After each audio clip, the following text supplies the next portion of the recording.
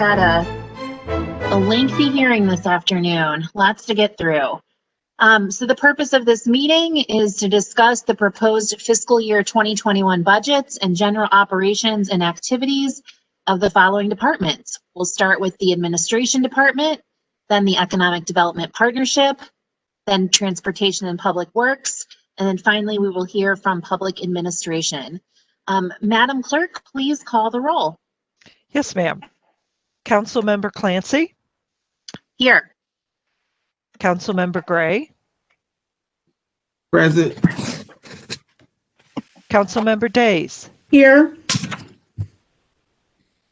Councilmember Dunaway. Present. Councilmember Fitch. Here. Councilmember Tracus. Present. Councilmember Harder. Madam Chair, you have a quorum. Thank you, Madam Clerk.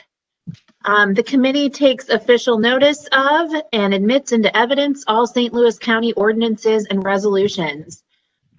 So first up, we have the Department of Administration led by Director Todd Martin. Todd, are you here? I am. Can you hear me? Yes. There you are, and we can hear you. So I will turn it over to you. Take us through your budget request for 2021. All right, thank you. I forwarded a copy of this overview to everybody last night, so hopefully you have a copy of it in front of you, and we'll be displaying it during the presentation.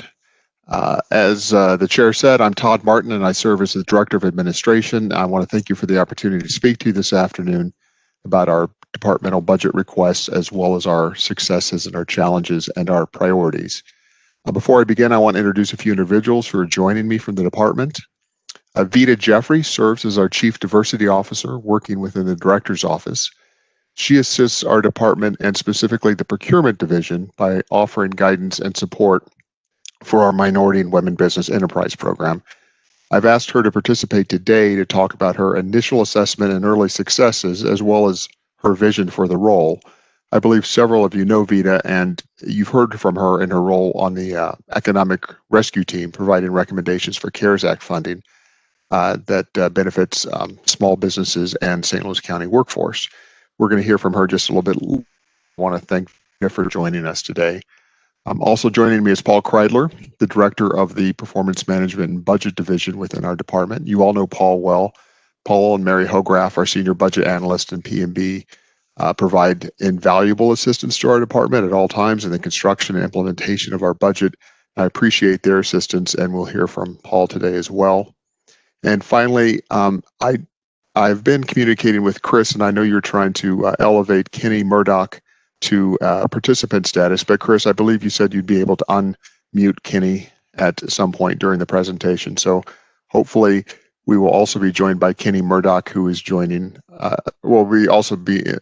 joined by Kenny Murdoch, who serves as the Director of Diversity, Equity, and Inclusion Division within our department. Kenny, is that you that I hear? Mm-hmm. Good. He is well known to all of you, and we will talk in just a little while about the DEI program. Yes, it's me. Good afternoon, everyone. And great. Thanks for joining, Kenny. I'll be happy to take questions as we go through the short presentation, and there'll be plenty of time at the end to answer your questions as well. So on to the slide. The mission of the Department of Administration is to promote the vision and values of St. Louis County government. We do that by facilitating the effective delivery of services and providing leadership and support to county departments while ensuring prudent use of resources for the constituents of the county. As an enterprise-wide service provider, we work with all of the county departments with programs and partners across the county to perform most of the back office functions and the supportive operations and many functions that are mandated by charter, federal and state regulations, and by ordinance. And we've also have frontward facing operations where we interact with county citizens to provide both services and information. It's our goal in the department to do the most we can with the resources we're allocated by the county. We're always looking for efficiencies, for ways that we can optimize our processes and utilize our funding to provide top tier services. So the department is comprised, as you can see on this org chart, of 11 divisions. Within the director's office, we have myself, the Deputy Director, Jen Keating, the Chief Diversity Officer, Vita Jeffrey, and Executive Secretary, Lori Becker. Our divisions include CAPS, Customer Service, Diversity, Equity, Inclusion, Fiscal Management, General Services, Performance Management and Budget, Personnel, Procurement, including both the MWBE and Prevailing Wage Enforcement programs, the Record Center, Risk Management, and Treasury. This next slide shows a list of some of the important functions that we carry out within the department.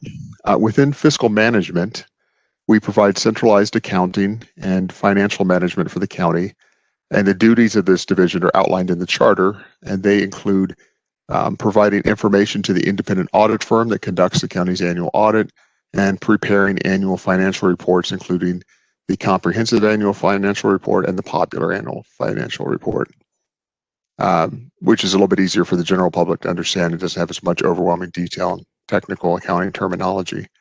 The Fiscal Management Division also processes accounts payable, payroll checks, and retirement benefit payments, as well as records and produces an inventory of the county's capital assets.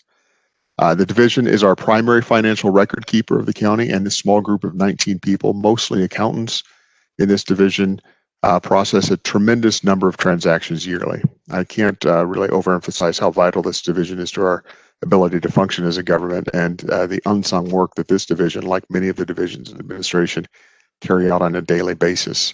The Division of Performance Management and Budget is responsible for the development and management of the county's annual business plan and for leading departments in tracking and reporting of performance indicators and performance improvement. The division also administers our county's capital improvement and debt management programs. The Procurement Division works with all the county departments to support a public procurement process which enables those county departments to acquire services and supplies. The division identifies the sources, it creates specifications, and awards and administers contracts for goods and services. Our processes include both formal and informal solicitations, IFBs, RFQs, RFPs, as well as sole source and cooperative contracts. The division also oversees the Minority and Women-Owned Business Enterprise Program, or the MWBE program. This program promotes equitable participation by minority and women-owned companies seeking to do business with the county. Our MWBE staff monitor participation of MWBEs in construction and professional services, and we also monitor goal achievement. Finally, in MWBE, we also monitor good faith efforts, prompt pay, and workforce utilization. The MWBE incentives are also applied in accordance with the purchasing code to maximize minority participation in county purchases and projects. We'll talk a little bit about the MWBE program in a few minutes, but the Procurement Division also oversees the Prevailing Wage Enforcement Program, which ensures that prevailing wages are paid for construction projects involving the use of public funds and county incentivized economic development projects. Our Risk Management Division promotes the safety of our staff and our residents, and it protects our county's financial assets. They work to mitigate our losses and manage financial liabilities through a program that combines both self-insurance and commercial insurance.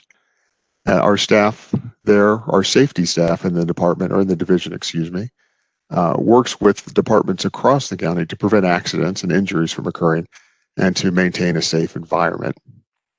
Our Personnel Division administers the civil service rules and the county merit system as is outlined by the charter. It also assists with human resource issues for county staff that are not in the merit system. Within this division, we have employment-related services, including recruitment, class and comp, employee labor relations, and training and organizational development. The division works with the Retirement Board of Trustees to administer the retirement plans for the civilians and the police, and it also administers employee and retiree health insurance programs. It coordinates the deferred comp plans, flexible benefits, long and short-term disability, dental, vision, life insurance programs for county employees and retirees as well. The Diversity, Equity, and Inclusion Division is a new and very important addition to our department, and you can see a number of the important functions and priorities of the division on this slide that include countywide training on bias, diversity, equity, and inclusion, and fostering of pro-equity policies, But rather than stepping on Kenny's toes, let's discuss that in just a few minutes when we come to it. Finishing up, the Treasury Department is another charter division that's in our department. It's responsible for the management of all the cash that we collect by the county and the investment of unused funds for the county. The Treasurer's Office is also responsible for supervising the disbursement of county funds. It reconciles bank accounts, manages ACH and wire transfers, invests excess funds, ensures cash flow, manages our banking relationships, and distributes sales tax to all of our municipalities. The office also provides services for centralized cashiering programming and staffs the county call center to take payments over the phone. Our management division maintains our record center amongst several other duties. They manage our records on all media types. They administer our record policies and our record retention schedules. They provide central imaging services for countywide document scanning. And when they receive records requests from the county's departments, they retrieve those records and make them available to the department. During an average year, they'll scan or move to film more than 600,000 documents, and they'll retrieve 4,000 records. As I think I mentioned to this group before, they just recently finished a project scanning over 1 million marriage licenses and deed books from the 1860s onward, which will be made available to the public by the Recorder of Deeds office. They have climate-controlled vaults for the archival retention of certain procurement records, or I'm sorry, certain permanent records that we have within records management. And in total, they have about 50,000 cubic feet of records that we maintain. General Services Division is responsible for our mail processing, our courier services, central receiving, and the collection and distribution of surplus county property. In an average year, this staff of 10 will deliver about 20,000 parcels, process about 750,000 pieces of mail, make 70+ daily courier stops, and collect, recycle, repurpose, or dispose of large surplus items for the county. CAPS stands for the County Administrative Processing Systems. Our CAPS division is responsible for the management and support of our financial and human resources software, which is our ERP, or Enterprise Resource Planning System, and I'll refer to that a few times during this discussion. Through the use of this software system, we transact and record all of the county's core business processes. CAPS provides information employees to citizens and vendors who do business with the county, as well as providing troubleshooting services to county employees. We help with report writing, we train end users, and we support the use of the ERP system across the whole county government. All of the business of the county is transacted through CAPS for the most part. This team works to implement best practices for process improvement and manages and supports our time recording and reporting software for county employees, which is called NovaTime.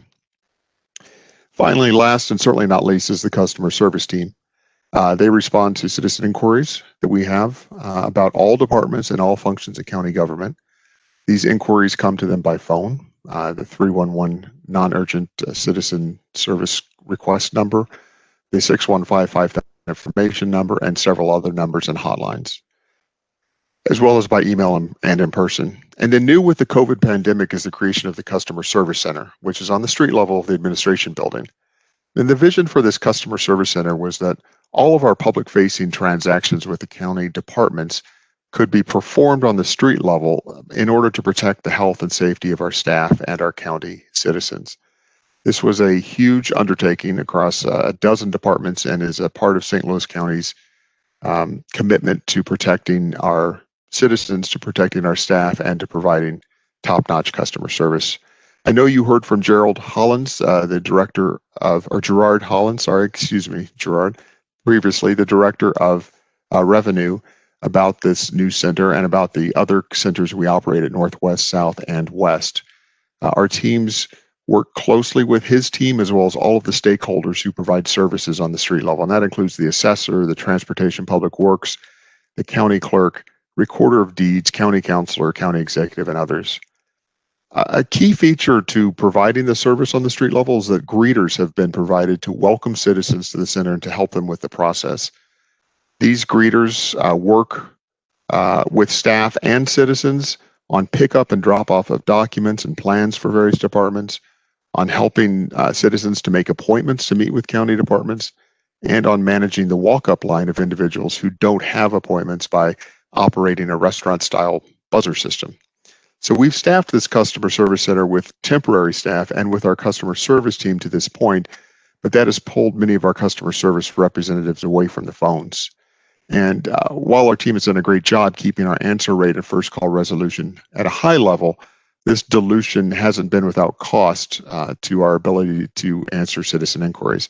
And as I discuss the budget a little bit further, you'll see that we have worked closely with personnel in the county executive's office to identify the necessary staffing level to staff our government centers as well as our phones effectively. And we've budgeted for 3 additional customer service staff to meet these needs. We anticipate that these 3 additional staff will be met by a reduction in vacant office service representative positions, which will no longer be necessary with the establishment of the customer service center. And so that's what we do. Yes. Todd, pardon my interruption. I've noticed that Councilman Harder has joined the meeting. So Madam Clerk, can you make sure that that is recorded into the journal? Yes, ma'am. Thank you. Go ahead, Todd. Sure. And here on the next slide are some of the strategic priorities, or are the strategic priorities that influence our processes and how we distribute our resources.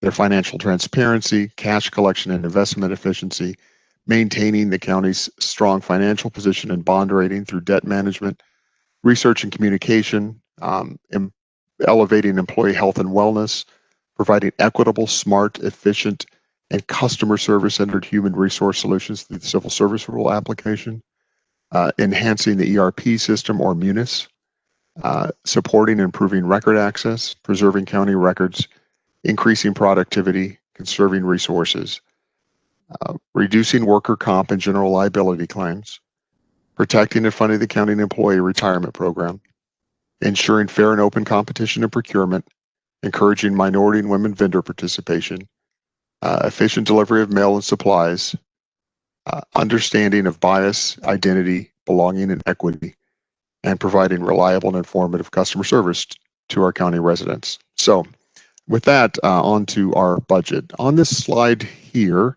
if you look at the right, you'll see a reminder of how our department's budget is laid out. In the green boxes, you'll see the budget request for 4 of our divisions. That's fiscal management, CAPS, personnel, and procurement, as well as the funds that are allocated to the divisions that are part of the director's office, which are indicated in the blue boxes. The recommended budget that we have proposed maintains our current service levels. It includes staffing updates, it supports the county's workforce and its customers, and it provides several notable enhancements to promote the department's strategic priorities. The submitted budget totals $3.1 million, which is an increase of 5.7%.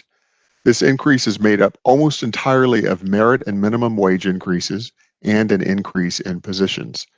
Our department budget includes 119 positions, which is an increase of 6 from our 2020 updated budget, and personnel costs in our department make up 71% of our total costs. At the bottom of the slide on the left, you'll see our operating expenses of $3.78 million. These are comprised mostly of our CAPS software systems, or our ERP systems that we use to manage the county's operations, and that's about $1.1 million per year. The disparity studies that we run, which are $750,000 a year. Postage for the county, which is $345,000. Insurance for our department, which is $140,000. And then almost, but not all of the other operating expenses are under $50,000 per item, and many are well below $10,000. On the next slide, you can see that within the administration budget allocations, on the right, there's a pie chart which has a breakdown of the department's budget by major division. The 7 divisions that fall within the director's office comprise just over 50% of the total budget. And then CAPS, fiscal management, each make up 14%, with procurement at 7%. As I'll point out on the next slide, this 7% number for procurement is actually larger in practice. And Paul, if we could go back one slide. Yeah, let's go forward. Sorry about that. Yeah, go to the next one, please. This 7% number for procurement is actually larger in practice, but per Chapter 107 of the St. Louis County Revised Ordinances, that's the procurement code, The MWBE program reports to the Procurement Division. However, it's currently budgeted within the Director's Office. So the budget resides within that number you see for the Director's Office there, but the functional reporting of the MWBE program per ordinance is through the Procurement Division. This is a structural issue in our budget, which we plan to correct in 2021. And then as you can see on the table, our 2020 adjusted budget numbers are in the first, actually on the next slide, are in the first column. The 20, actually back a slide, I'm sorry, Paul. Yeah, right there. As you can see on this slide, our 2020 adjusted budget numbers are in the first column. The county executive recommendations in the second column. The dollar change and percent change are in columns 3 and 4. And while we had budget increases and decreases within each of our 11 divisions, the largest net increases were seen within just a few divisions, within the Director's Office proper, within the CAPS division, and within the Procurement Division. Can we go to the next slide, Paul? In general, our budget highlights include a minimum wage increase, a 3% merit increase, MWBE staffing, customer service staffing, employee expense module, Crystal report conversion to SSRS, replacing end-of-life equipment, and vehicle and software purchase. Our total of $700,000 increase in budget, approximately $650,000 of that is in personnel costs, which is about 92%. And that's comprised primarily of the addition of the MWBE and customer service staff within the department, a 3% merit increase, and a minimum wage proposed by the county executive, and a few reclassifications and turnover within our department. The overall operating expenses increased only slightly at 1%. And we had a single capital purchase, which was $27,000 for a courier van that we're proposing for the next year. The Director's Office is composed of the divisions shown on that are listed here. And within the Director's Office, we have an 8.2% increase in expenses over 2020. This is comprised primarily of the aforementioned staff and merit and minimum wage increases. So here are the Director's Office budget highlights. The slide shows a listing of the significant budgetary changes in each of our divisions within the Director's Office. As I mentioned earlier, our budget contains a few new positions. Within the Director's Office is the Chief Diversity Officer, which is a county executive appointed position. We'll be talking just a little bit briefly about the Chief Diversity Officer and how it differs from the role previously. But I want to note for you that the CDO, the Chief Diversity Officer, works within the Director's Office and does not manage the MWBE program. Previously, the Chief Diversity Officer was budgeted within the MWBE program, but is now budgeted within the Director's Office, which has increased the salaries and fringe for the Director's Office specifically. The Prevailing Wage Enforcement Coordinator is a position that was created at the beginning of 2020, following an executive order by the county executive and an ordinance that was passed by this council. And I'm flagging it here for budgetary reasons.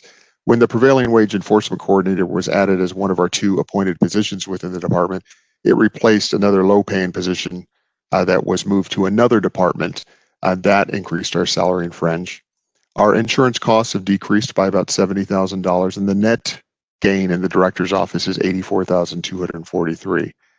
Regarding the Customer Service Division, I think this is important. In discussions with the County Executive's Office, Revenue, Public Works, Assessor, and some of the other departments and stakeholders that operate the Customer Service Center, as I mentioned, we established a greeter role on the street level. One greeter operates at window 1 in the large Customer Service Center, and another one works at window 2 or from the info desk when we have staff available to do that.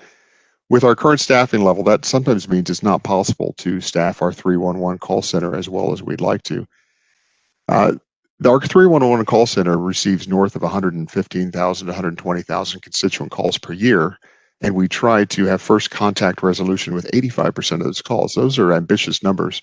With the onset of COVID, as you might imagine, our volumes have increased, which has made it difficult to maintain our higher answer rate.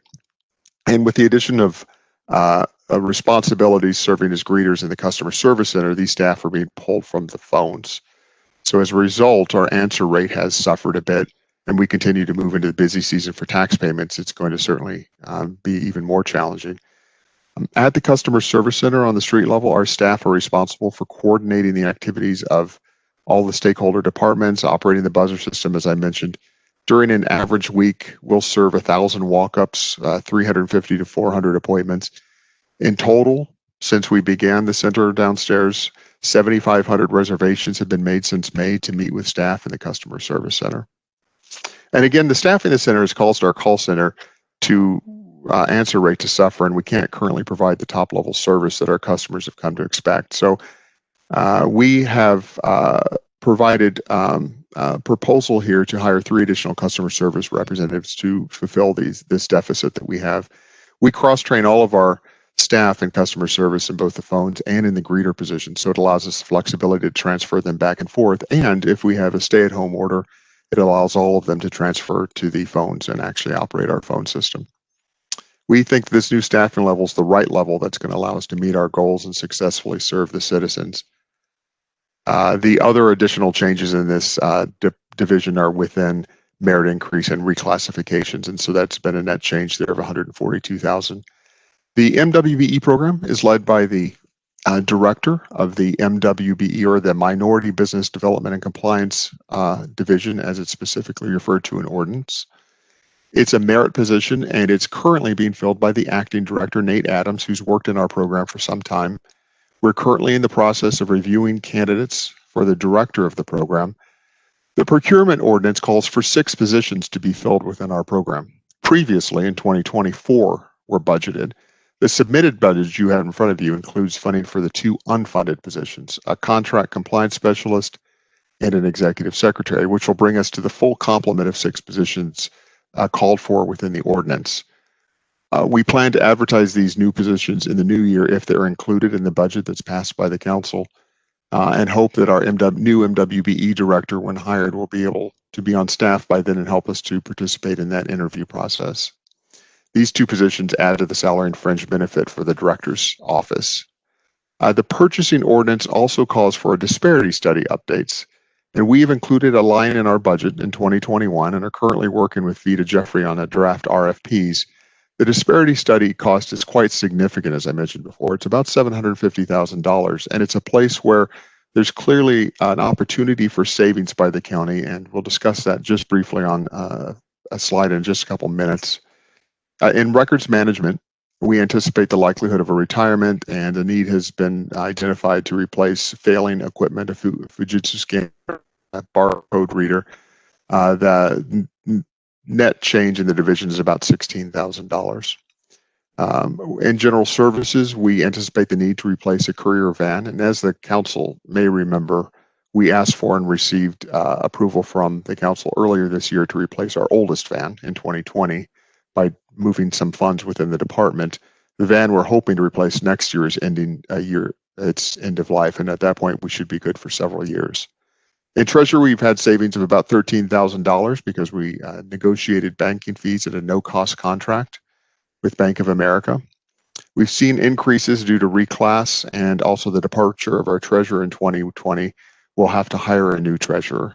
The market to hire a new treasurer doesn't respond to the salary that we've offered in the past for that position. So we've had to propose this increased salary to that just so that we have the budget available in case we have to offer a higher salary to the incoming treasurer.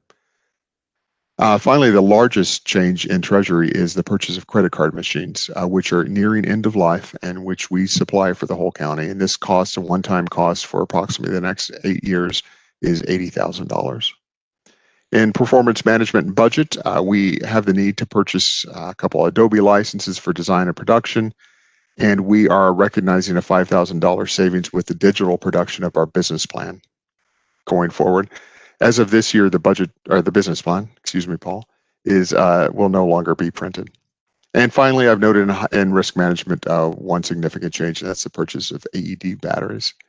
On the next slide, you'll see that fiscal management has an annual budget of $1.7 million with 19 positions, and the small 0.8% increase is almost entirely attributable to merit increases minus savings that we identified within the division. Our largest non-personnel expenses within this division include bond compliance, lease compliance, software, and independent auditing and accounting. CAPS, which runs the ERP system, has a budget of $1.8 million and 6 positions. The vast majority of the CAPS budget is software maintenance fees, as I've mentioned before, comprised of about $1.1 to $1.2 million. The increase in the budget for CAPS is a combination of our regular annual software maintenance cost increases, merit pay, and 2 important resources that I will show here on the next slide. The only significant change in fiscal management budget is fully funding an intern position, which was unfunded this past year, and it's a need that we feel that if we're able to get back to business as normal at some point in 2021, that we're going to need to fill again. The net change for the division is $14,000, and in CAPS we've identified 2 priorities that are important to the effective use of the county staff of our ERP system. So the majority of the changes you see in CAPS here are due to the addition of these two items, as well as merit changes that have been proposed by the county executive. The first one is the employee expense module, and I can go into detail. In the interest of time, I won't spend a lot of time on it, but I'll just say that the employee expense module in total costs approximately $70,000 one time to install. It has several benefits. It will incorporate with our Munis ERP system. In fact, it's created by the same individuals, the same company. It reduces delays and errors that are normally associated with the paper process. Currently, our paper process for employee expenses is very time consuming, and it's moved from individual to individual. And given our current COVID situation, it's basically been very, very challenging to make our employee expense module or employee expense program function. By switching to this electronic module, workflow would be initiated in our ERP system, and all the receipts would be attached from the beginning. And rather than employees, another benefit of it is that rather than employees being reimbursed through accounts payable with a check generated just for their expense account, their expense reimbursements, that we would actually pay them through payroll and direct deposit into their account. So this would reduce overall cost to the county as well. An electronic module also lets the county control expenses to comply with our travel and expense policies. So unallowable expenses would be flagged and kicked back at the time that the employee enters them in the system. And finally, it increases the visibility of the county's employee business travels and business expenses and travel expenses, because it allows us to see an automated view of the cost of training, airfare, hotel, food, and other things across the county. So the specific efficiencies with respect to COVID is that there would be no paperwork, no need to print and mail.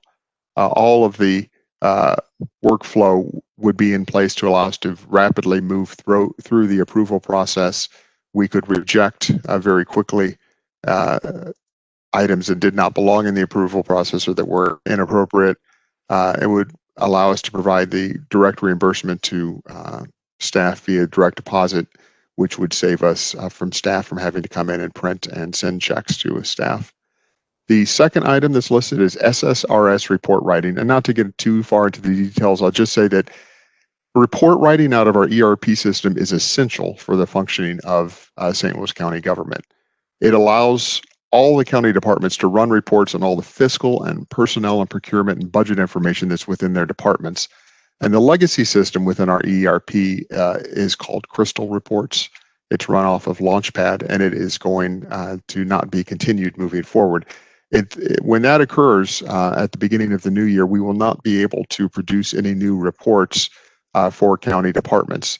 So the county departments will quickly run up against a wall where they can't pull the reports they need from our ERP system to do their work. And this major change will cause problems with budgeting, with evaluating use of resources, will cause problems with reporting to federal and state agencies. It will cause issues with workforce management, a whole host of other critical areas. So we have budgeted for $27,000 in the new budget to contract with an SSRS report writer to quickly recode our most important reports. But I want to also mention that we're going to combine this with training our own staff with the department on how to write SSRS reports for themselves. And we're using free training through LinkedIn Learning and free training offered by the manufacturer, the vendor that runs our ERP system. And we already have staff in our divisions who are taking the training and quickly learning the basic reporting programming that's required in order to pull reports. But it's going to be a little bit of time before they can take this over full time. And for now, we have the immediate need to provide reports and data to all of the county departments. And I know you've heard this issue raised by IT and a couple of other departments, and we think that this combination in the short term, which is a contractor to convert our most basic reports for a cost of $27,000, and then long term, the training of our own staff and giving them the tools they need to provide this service themselves with no longer needing this vendor on hand in order to provide this coding, is the strategy that will allow us to succeed both short-term and long-term. So as I mentioned, the employee expense module is approximately $70,000. The SSRS contractor module is about $27,000, and then merit increases make up other smaller changes. Within personnel, we have an annual budget of $1.9 million and 21 staff. We have identified savings within the division and have a net gain of 0.3%. Procurement has a budget of $939,000 and 12 staff members. The budget shows a net gain of 5.7% due to the transfer of a position, as well as reclassifications and anticipated merit increases.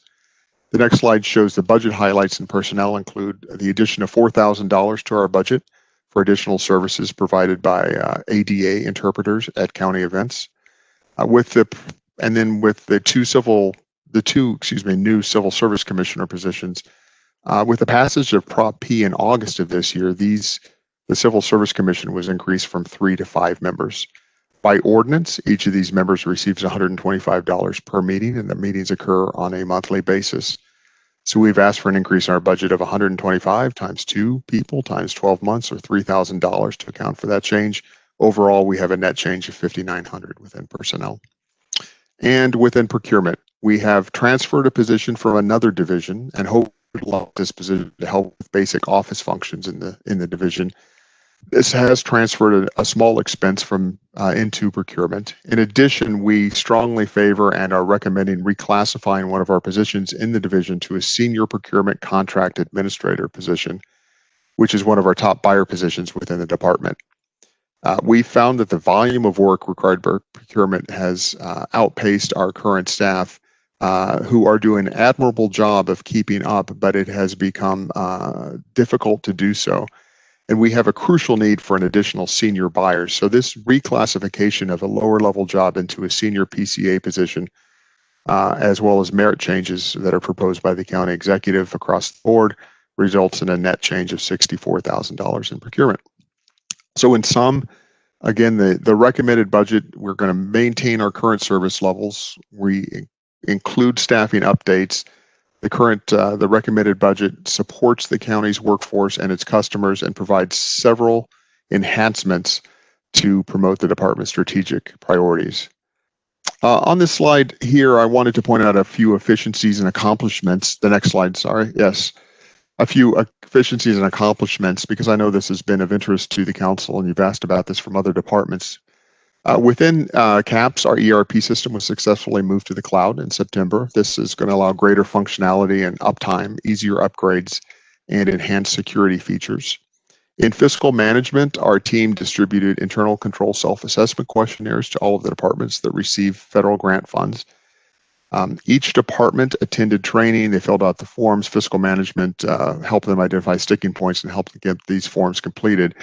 And an issue is that a lack of sufficient internal controls over grant compliance areas is one of the top common compliance findings nationally and can negatively impact the ability of the county to receive future federal funding.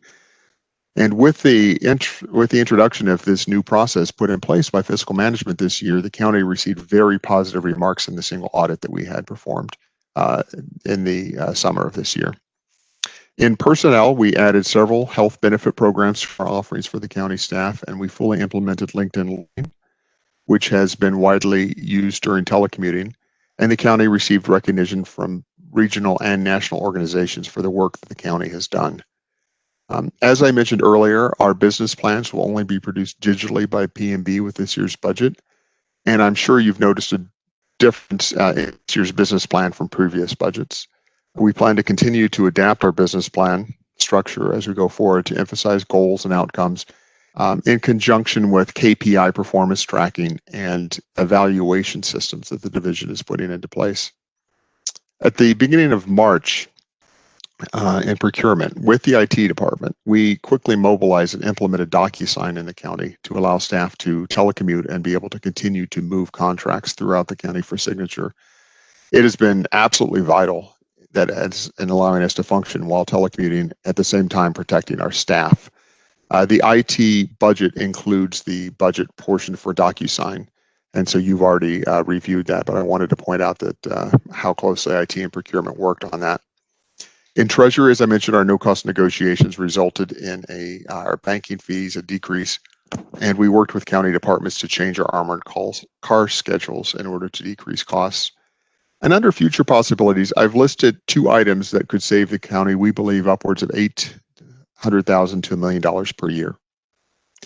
On the first one, many county departments currently cover credit card charge fees when citizens transact business with the county.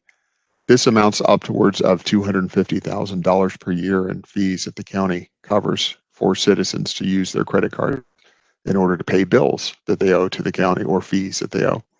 By law, we're allowed to collect a service fee as a governmental entity and pass that fee on to the citizen rather than covering the fee for the citizen.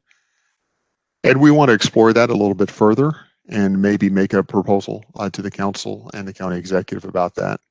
What we feel is most important is that citizens still have an alternative payment method. So if they can still pay by cash, by check, by bank transfer with no fees, then the option of using a credit card would be seen as a benefit. And I think that would allow those individuals who want to bypass service fees to still have several available payment options to them. And secondly, the disparity studies and industry best practices. Our procurement ordinance, as I mentioned, calls for a disparity study to be conducted every year to set goals for minority and women participation. As you've seen in this year's budget, we have reserved $750,000 for these studies in 2021. Best practices in the industry call for carrying out these studies only once every 7 years or so.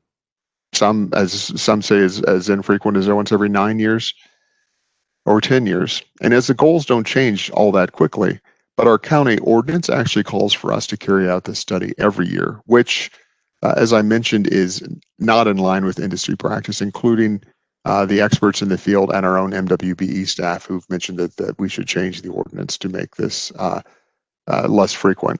That it's a cost of $750,000 a year is unnecessary and wasteful. Given that a disparity study can take up to 9 months to complete, this also results in the county being in a never-ending cycle of running an RFP for the next disparity study while completing the current disparity study. So our proposal, and I know Vito will be happy to discuss this in a minute with you as well, is to change our procurement ordinance so that we carry out these studies on a more acceptable rate of once every 7 years or so. And if we amortize the cost of study over that time, it's approximately $100,000 per year instead of $750,000 for 1 year. I want to pause there and see if you have any questions at this point before I move on to 2 additional topics which have been raised by the council at previous meetings. And I know these have been raised. The first is the structure and equity and inclusion programs within the department. And the second is a discussion of insurance costs. So if there are any questions relating to the budget that you'd like to ask at this point, I can answer them, or we can just press on with the last 2 topics and then take questions. I'll defer to the chair. Thank you, Todd. Any questions from any of the council members about what has been presented thus far? Madam Chair. Yes, Councilman Harder. Todd, thank you for your presentation. A couple things that I popped out at me when I looked at your numbers. On professional services, you seem to have a jump from 189,000 to 1 million for next year, but you only spent 139,000. What's that about? Right. So there were 750,000 that was budgeted for the disparity study in 2020, and the disparity study has not been completed in 2020. In fact, it was also not completed in 2019 before I came on board. So what we have, we're currently in the process, and Vita will talk to this. Because I don't see that part in professional services. Yeah. I'm sorry. Okay. Vita will, I'm sure, discuss this a little bit in a minute too, but the $750,000 for our disparity study has been budgeted each year. Actually, in 2019, before I came on board, I believe it was budgeted, and Paul might have the numbers in front of him, but if not, don't worry, Paul. It was about 250 or 300,000, I think, budgeted that year. They ran an RFP, and the results came back more expensive for the disparity study, which is the more expensive of the two studies that are required by ordinance.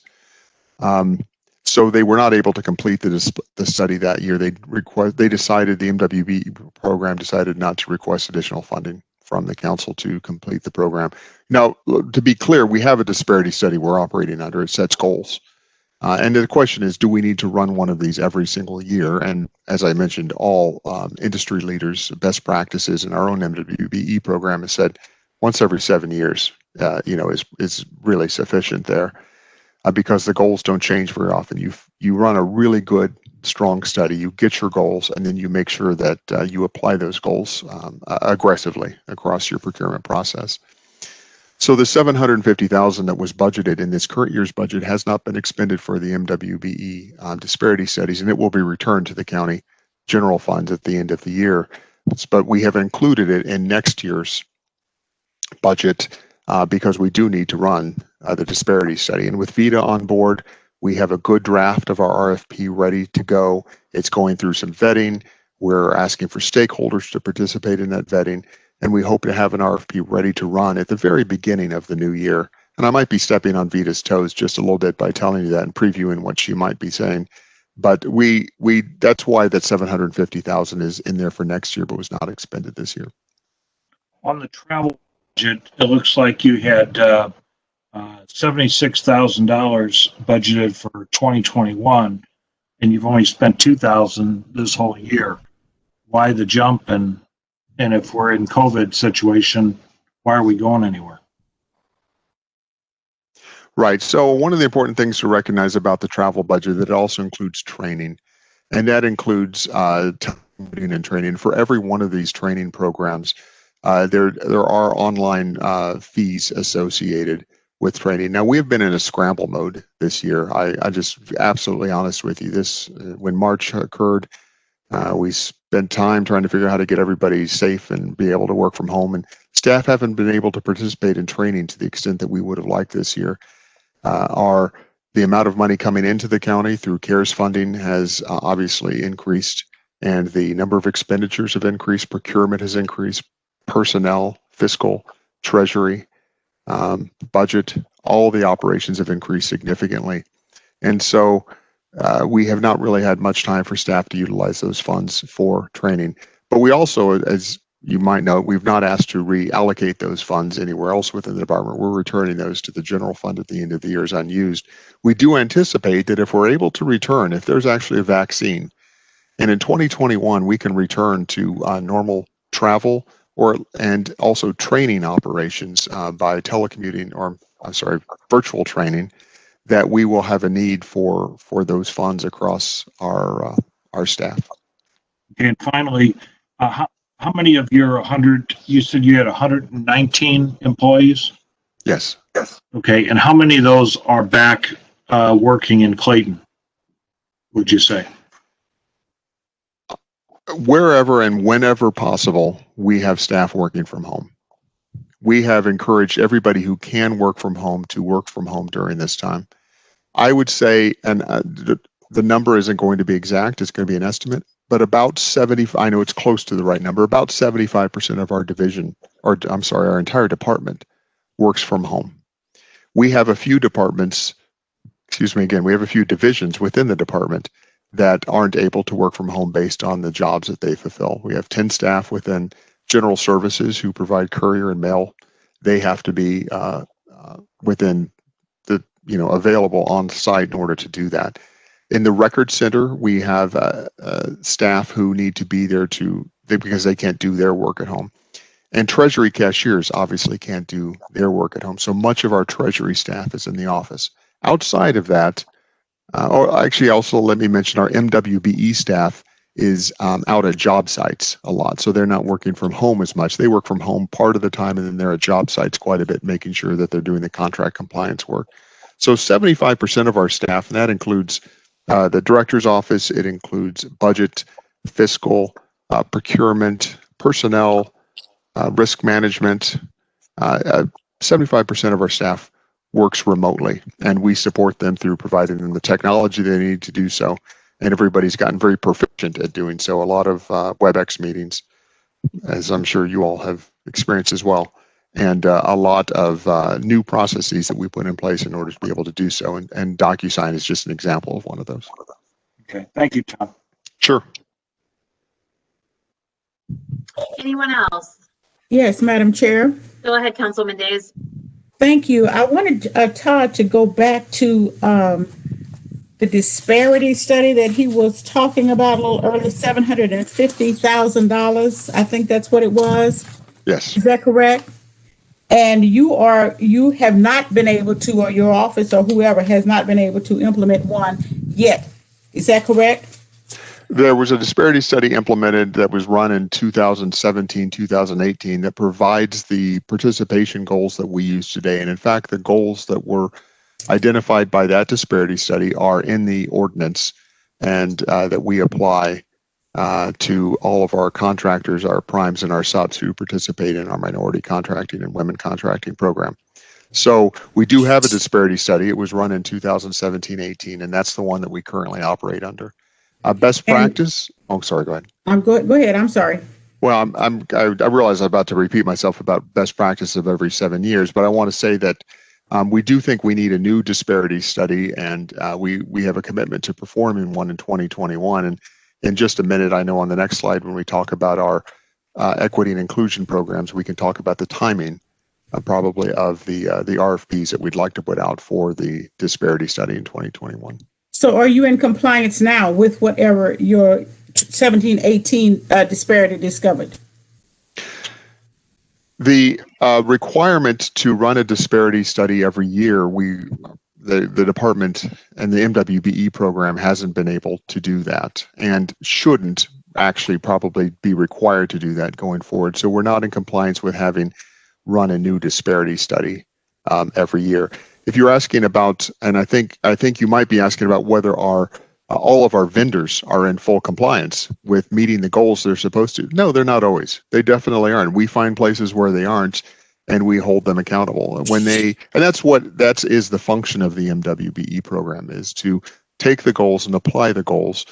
When they realize that a contractor who's put in a bid won't be able to meet the goals, they assess whether or not the contractor utilized good faith efforts.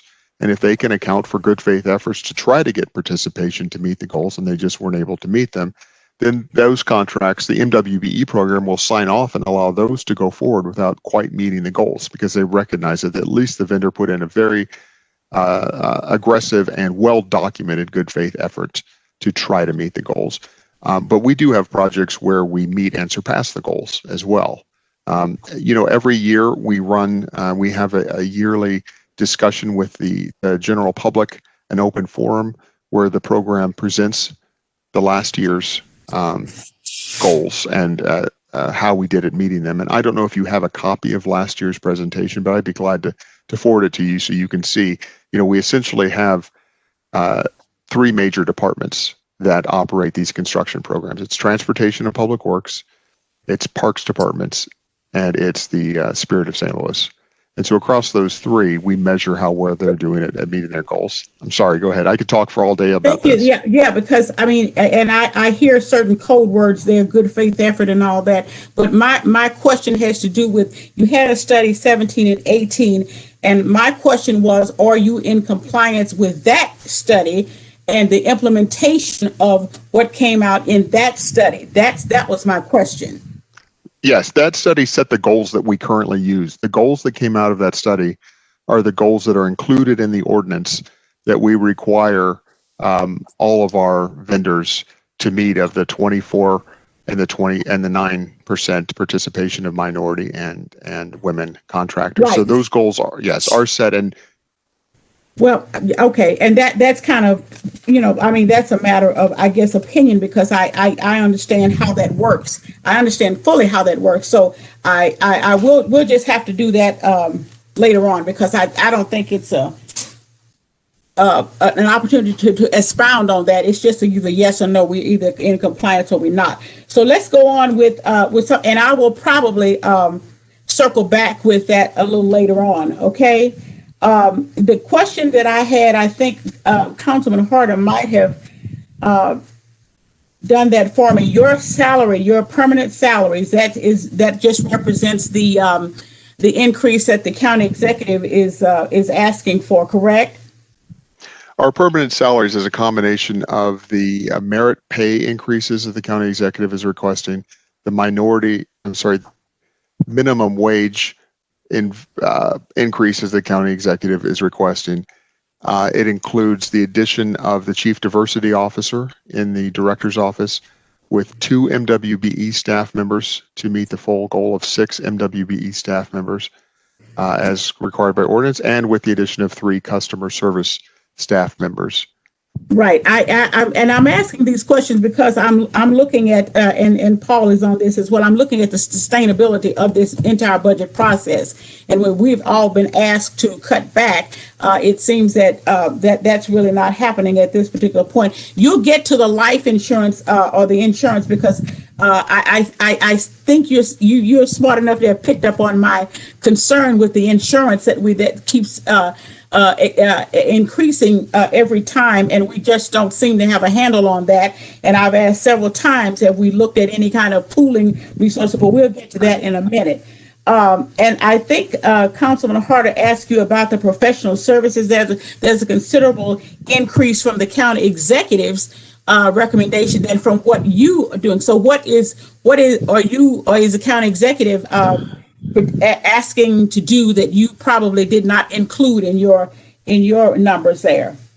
Sure, of course. Yeah, the difference you see there is the disparity study. We had hoped, we were asked to provide a budget to the county executive that was a 0% growth budget along with 5% and 10% cuts. Okay. And meeting that 0% growth budget, we recognized that the opinion of experts in the field was that we did not require a disparity study to be run on a yearly basis. Our hope was to use the budget from this year to run the disparity study and then to request from the council to change the ordinance so the disparity study would be run on a more appropriate number, appropriate frequency as determined by experts in the field. But in that we felt that with changes within the staffing of the division this year, and the time that was spent on COVID, we haven't been able to get the RFP out in a way that we're really comfortable. We want a strong RFP so that we get a really strong product, because a strong product is what allows us to set very good goals and to force contractors to maintain those goals. And a strong product from a disparity study is actually required for us to be able to defend the decisions we make in court. And so that's why the disparity study has to be run very professionally. That's why it costs so much money, because you have to do a huge survey across the county's operations, across our procurement processes, and across availability of M and WBE contractors within the workforce in St. Louis County. So our proposal to the county executive was that our budget would work at 0% if we were able to ask the council to change that ordinance. And in discussions with the county executive, we thought it best to put the money in next year, recognize that we're returning the money from this year. It's the same amount, and that we would aggressively, it's a net zero, and we would aggressively pursue it next year.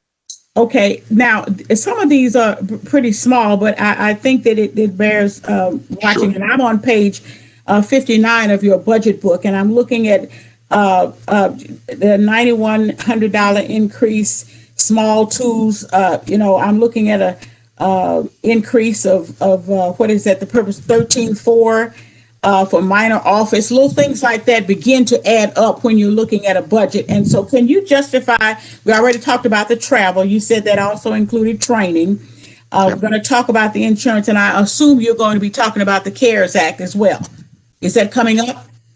I don't have the CARES Act on my presentation, as that's run by the CARES group, and who talks to the council on a frequent basis. I know during the oversight hearings. I'll be glad to try to address questions regarding the CARES, but it's not necessarily my specialty. With respect, though, to your question, the $9,100 for small tools, That's entirely for the record center. That's for the replacement of a Fujitsu scanner for $5,600. And it's the replacement of an Intermec barcode reader for $3,500. These that we have repaired and repaired and repaired until they almost won't stay together anymore. They have the maintenance costs are starting to exceed the cost of actually purchasing new equipment there. So if the budget is supported by the council, we need to get this new scanner in place so we can continue to do the scanning work that we do. And then the barcode reader is essential for us to do all of our cataloging that we do in the department or in the division in the record center. And was there another line item? Well, no, I think that handled that. We already talked about the local travel. We got the insurance coming up, but I'm looking at your, I guess this is a page from the Munis. And maybe this is a question for Paul, I'm not sure, but it has Department Administration, that is you, correct? Correct. And it has a CARES account here. And so I did want to ask some questions about that, but I guess we'll just wait until you figure out if that's part of you or not. The other question I had is the AF002 account. What is that? So AF002 in the very beginning, and Paul is going to be, Paul will probably explain this a little bit more efficiently. I'll give you a very quick response, and Paul can expound a bit to make it clear if need be. AF002 was a process that we put in place at the very beginning when we had to start sending staff home, when COVID broke out. We created a new project code so that all costs attributed to COVID would be assigned AF002 until we were able to come back at a later date and assign them to the appropriate bucket. So we had a bucket of AF002 costs. We knew that eventually some of those costs would go to FEMA. Some of those costs would go to a relief program, which ended up being called CARES because that didn't exist at the time yet, and the money hadn't come to us. It was a way to pool. We know that from previous disasters, floods, for example, the most important thing to do in order to get full reimbursement is to track all of your expenses from day one. It's much more challenging to go retrospectively and figure out, was that parks employee or was that police officer, what were they doing on that day, and was it related to the flood, for example, when telling FEMA 3 years later and justifying why we've asked them to give us money back for the money that we spent. So on day one, or very early on in the process, we established AF002 as a project that people, when they spent money they thought was related to CARES or to the COVID response, they would put it in there until a later time when it could be reviewed by fiscal management, by the county counselor's office, by the budget office to determine whether or not it would actually be FEMA eligible, would be what eventually became CARES eligible, or might be eligible through another relief program. Paul, did I manage to do well enough with that? You did. Thanks. So all the costs under this new code, AF whatever 002, they're supposed to be meeting the federal guidelines, which means that at the end of December 31st, they have to be spent. Is that correct? I want to say that I believe that is I believe that that's entirely correct. There's certainly, it's a possibility that departments made expenses early on they thought should be refundable through one of these programs, put them in AF002, and then we at a later date decide, no, that's not. That needs to go back on your budget. You were budgeted for that. For example, we know the CARES funding, you're not allowed to get a reimbursement for something you were already budgeted for. So if a department put a request in there that they were already budgeted for in 2020, that wouldn't be CARES Act eligible. Now, it might be FEMA eligible, so we have to take a look at it. So it's been a painstaking process. Our fiscal management team and the county counselor's office and our reimbursement team have had to go through every single one of those, and it's still going through every single one and making sure it gets assigned to the right pot. Right. So I will be asking those, I guess, of Paul, because I'm looking at the Munis page here under your administration, and I wanted to ask him questions. Department Administration. This is account 2100. And it's a Munis page, and so I wanted to ask some questions about this, but I will wait until you finish your presentation about the insurance, which is that is equally as important to me. Thank you. Thank you, Madam Chair. Anyone else? Yes, I had a question. Go ahead, Councilwoman Gray.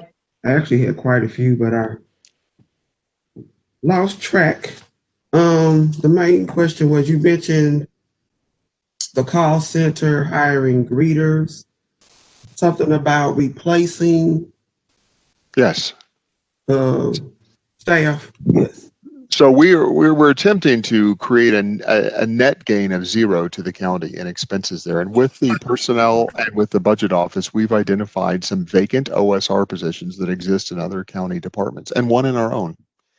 And we are reaching out to the county departments to see if they'd be willing to eliminate those positions in their budget going forward, and that they would be repurposed to the customer service team to provide the greeter service at the street level in the Clayton and at the Northwest Government Center. So we have identified 2 of those positions so far that we think we'll be able to cut from the budget, and we're hoping to identify a third. Because essentially, when there are some of these positions that the way they functioned in the past is they sat on an upper floor within the administration building, as an example, and they often served as greeters up there for the department and helping people get to the right place. Well, all of that function takes place on the street level now. And if those additional administrative duties that they had upstairs can be spread to other staff in their department, then they can give up that OSR position and it can be reallocated to the customer service team. So our goal in doing that is to create a net gain of $0 to the county by not creating 3 new positions, but actually transferring 3 positions. But I'm referring to them as 3 new positions because they're new to us and they're new to our budget. So do you think after we get through the pandemic, probably in 2022, you're going to continue with this same format with the first floor? It's a very good question, and it's probably above. I can tell you based on. It's a good question. I don't have an answer to. I think there's a good chance that business will change dramatically going forward. I think the county, for example, we have learned to telework, and I think we will allow our staff to continue teleworking going forward. If we've developed a very nice customer service center on the first floor that has, or on the street level, that has meeting areas in the back, that has places you can come, that constituents can come and meet with every single department. I anticipate that will continue going forward, but that will be a call for a county executive and a county council, and in the future. We're very comfortable with the way it operates at this point. We're still working out glitches, obviously, and we're about to move into busy season, so we know that will be challenging with decreased occupancy allowed in all buildings. But we're going to do the best we can and prepare the best we can to make it function. But what it'll look like in 2022, 2024, 2026, I think at some point we'll have a new county building. And this now is technically way above my pay grade and outside my lane, but I imagine a new county building will probably take into consideration these new work environments and the ability of hoteling and telecommuting, and maybe require less space for county government and be less expensive to county government. But again, that's just speculation on my part. I wouldn't take that to the bank. You also mentioned something about needing to hire a compliance officer and an executive secretary. Yes. So within our... Go ahead, I'm sorry. Compliance officer in what department? The compliance officer and the executive secretary, both of those positions are within the MWBE program, and they're called for in Chapter 107.071 in ordinance. So that's our procurement code. The MWBE portion calls for 6 staff, a director, a contract compliance manager, an executive secretary, and 3 contract compliance specialists. We currently have 4 of those 6 staff on board, and this will be full budgeting for the staff going forward so that we can meet the ordinance. 3 contract specialists, you said? Yes, 3 contract specialists, 1 manager of those specialists, 1 secretary, and 1 director. Yep. Yeah, I got the others. So right now, I know we have Vita Jeffrey and...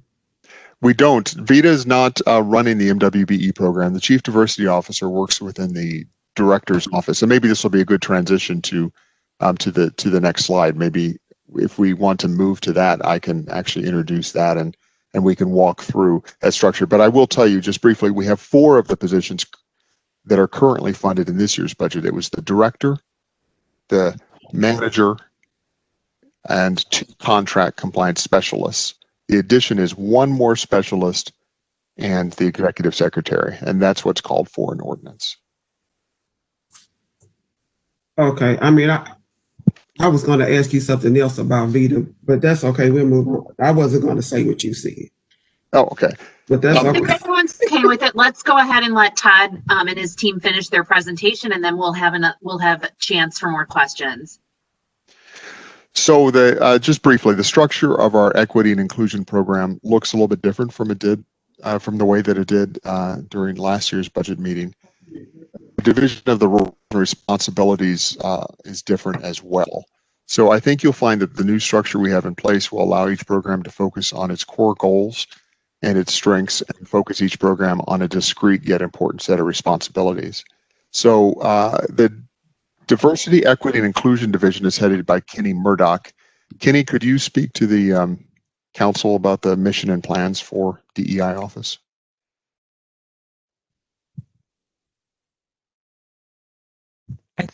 I think we lost Kenny. I do not see him on the grid. I am not seeing him either. No, I don't see Kenny. I see his hand raised in the attendee list. Do we need to move him back over? If we could either move him or unmute him, if he's an attendee list, if the host could mute him, then he would be allowed to talk. I don't know if Chris is there right now. Let me go find Chris. Okay, and in the meantime, we can talk. Let me introduce Vita Jeffrey, who can talk about both the MWBE program and the Chief Diversity Officer position that we have. And as you'll see on the right is an org chart of the department. You'll see where each of these positions, each of these programs exist within the department. So Vita, are you with us? I'm here. Thank you so much, Todd, and thank you for this opportunity to speak before the council. So the MWBE program is actually housed in the Division of Procurement, which oversees it currently. The purpose of that office is to promote open and equitable participation by minority and women-owned enterprises. That program staff will monitor the participation and make certain that we as a county are carrying out the rules and regulations as established by the ordinance and by the work that stemmed from the prior disparity study in implementing how we are focusing on working with businesses that are interested in representing or doing work with the county. Right now, the Minority and Women-Owned Business Enterprise Office incentivizes businesses to work accordingly with what we've put in place in our function. My particular role, as the Chief Diversity Officer, I am providing guidance to the development of the rules and regulations and the procedures that stem from our ordinance and from our disparity study. And so I will be working in conjunction with procurement, to continue to make certain that we are carrying out a program that is fair and equitable for businesses that seek to do business with the county, make certain that we have rules and regulations that are consistent across all of our departments in terms of how we're executing the opportunities for contracting services with our minority and women-owned businesses, and to make certain that we execute the RFP for the disparity study, which will include a regular disparity study as well as a workforce disparity study, so that for 2021, we will have the necessary information to make certain that the goals that we currently have that we are operating by, that we continue to meet, and make certain that we ensure fair and equitable opportunities as continued to work with our county government. We have a calendar that we have put together for 2021, and we're working on making certain that we have all of our public forums in place, all of our trainings in place for new employees that come in so that they can get in line with what what Dr. Page is calling for us to represent in this programming. We have the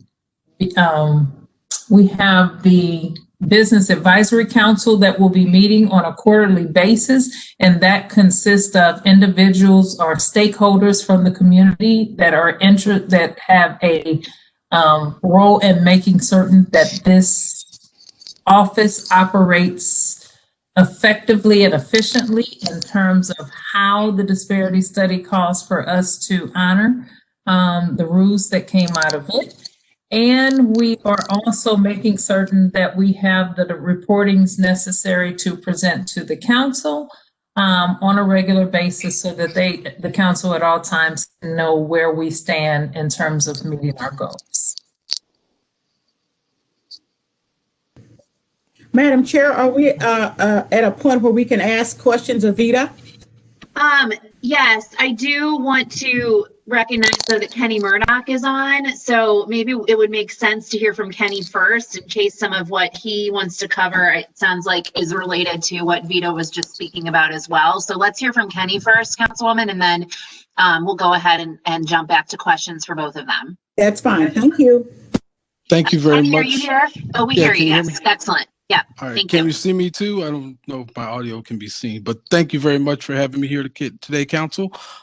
Yes, the Department of Diversity, Equity, Inclusion has changed to more of a support department.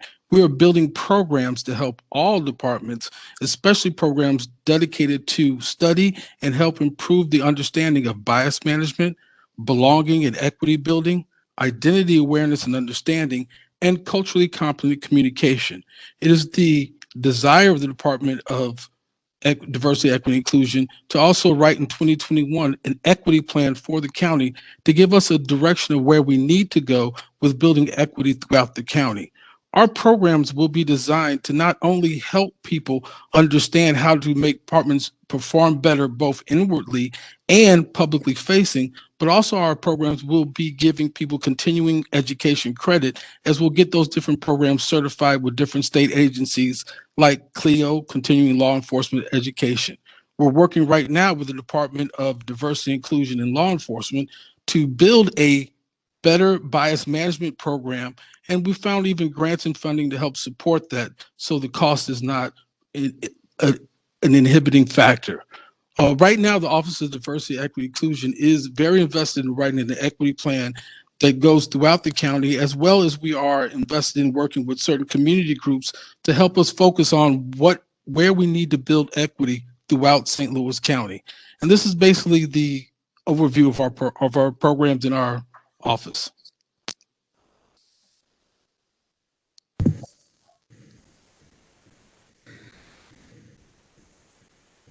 Madam Chair, are we ready for questions now?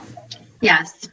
Go ahead, Councilman. Thank you. And either one of you, Vita or Kenny, either one. I guess when you're saying all of that, in my mind, it tells me there that we are not in compliance. I think that's the bottom line, that we are not in compliance.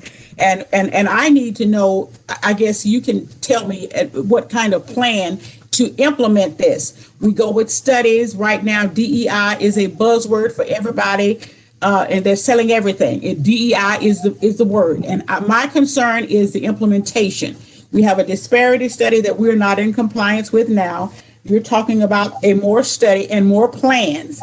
I guess I'm looking at the money that we're going to be spending. How will this be implemented? That's what I know. Will this be implemented? That's what I want to know. And how is it going to be implemented? Because we can talk all day long. We know how the talk is. We know how the rhetoric is, and it hasn't happened. Thank you. Sure. So, Councilwoman Days, I'll speak to my role. My role has been to come in and, if I could use the term, take an assessment of everything that was going on and figure out what our best approach moving forward was. I have been able to come in and identify the immediate things that we need to do to make sure that we are executing. We will be interviewing. We have some great candidates. I think everybody will be pleased. We have some great candidates that we will be interviewing to put into those positions that Todd talked about. And we're moving as expeditiously as possible to make certain that we get them in so that hopefully we'll have someone that can start by the first of the year. And I think we are in line to do that. I also take note that the disparity study, so I also take note that the goals are something that constantly come up as rightfully so. And so we have in place the goals that meet, standards around the country. And we have everything in place as a county to make certain that our contracts that we are going out, that we are dotting I's and crossing T's to make sure that the county hits those goals. The piece that I mentioned, I'm also working with several members of the executive team to make certain that we have consistent rules. And I think that's how would speak to how it's going to be executed. What we needed to do was make certain that each department had consistent rules that we were following. That way, as a county, we were protected. Not only were we protected, we were honoring what the disparity study called for, and that we're protected in making certain that primes and subcontractors and those looking to do business with us all fell in line with meeting the standards that we have set through having the disparity study and through having rules and regulations. So we have a game plan and we're executing it. I can't speak to where we were prior to my coming, but I can absolutely speak to where we are right now and the plan that we have to make certain that we stay in compliance moving forward and that we have something that is laudable enough that we have an equitable opportunity to serve those interests. Well, thank you. I appreciate that. And I do know that earlier, the word was mentioned, good faith effort. And we know you're in the community, that I'm in the community, and we know what good faith effort means. And so that is, in my mind, should not be an excuse for why we are not where we need to be, and as well as not in compliance, because we're really not. If you just want to net it out, we're really not. And so I'm looking forward to making sure that happens, and I do appreciate this conversation. But please know, I'm going to be watching this very, very closely. So I appreciate that, and thank you very much. Anyone else? Madam Chair. Yes, go ahead, Councilman Tracus. Thank you. Todd, if I understand your presentation correctly, your budget increased just under 6%, 5.7%, right? Correct. And if I heard you correctly, the majority of that is the merit increase and the increase in minimum wage, both recommended by the county executive. That was a significant portion. And then in addition, we have a few of the additional positions in the office. Right. In the department, yeah. That was and a third of it. So my question now is for Mr. Kreidler. Paul, can you tell me, as best you're able at this point, what you anticipate the reduction in revenue the county's facing in 21 on a percentage basis? Well, we had revenue estimates that we presented on October 2nd. And I think that those are all likely about to change with the second wave of the virus. So precisely. I would be hesitant to rely on those estimates at this point. We're working on a re-estimate, and I'll be prepared to talk with the committee about that shortly. Okay. Fair, would it be fair to say, and I'm not, I understand you're dealing with new facts now. And I look forward to hearing from you with respect to these new estimates, but would it be out of school to at least consider that these increases, and there seems to be, at least in what I've seen, a fairly consistent increase of approximately 5% in many of the departments we've heard from already. And what I'm perplexed about is how we can justify even a 5% increase while we're staring down the reality of likely a significant decrease in revenue. So how do we justify these increases, merit pay or not, merit increases or not, if we're not going to be generating the same amount of revenue? Well, ultimately, this is the big question that the council will have to weigh as you review the budget. No, this budget would not be sustainable on the long term, given current revenues. We do expect that there will be some recovery of revenue when a vaccine is widely available. We do have reason to believe that there will be economic growth beyond that. So this is exactly the time when you would dip into fund balance, and that's what we're doing to weather the economic storm that's in front of us. But we do have significant reserves. So every year going forward, the council and the administration will have to take that long-term view of decisions made today and the impact years from now. And we do, I think the county executive mentioned in his letter that there are significant revenue decisions on the horizon for us all to deal with. Yeah, absolutely. But it's reasonable to conclude that we're not going to be seeing a widely dispersed and applied vaccine until probably April at the earliest, likely the middle of the year, next year. And so if that is in fact a reasonable projection, it would seem to me, and these orders that have been issued recently continue for January, February, March, perhaps. I just don't see how the numbers add up. I understand you're going into your reserves, but that has its own set of consequences as well. So I just wanted to point that out because you're right. We do have some serious decisions to make with respect to these budgets, and I'm not trying to minimize the need for raises for county employees. It just may not be the right time. I'll leave it at that, Madam Chair. I would be remiss though if I did not say hello to my longtime friend and former colleague, Vita Jeffrey. Vita and I have known each other for almost 24 years, and I can tell you unequivocally that the county is lucky to have her.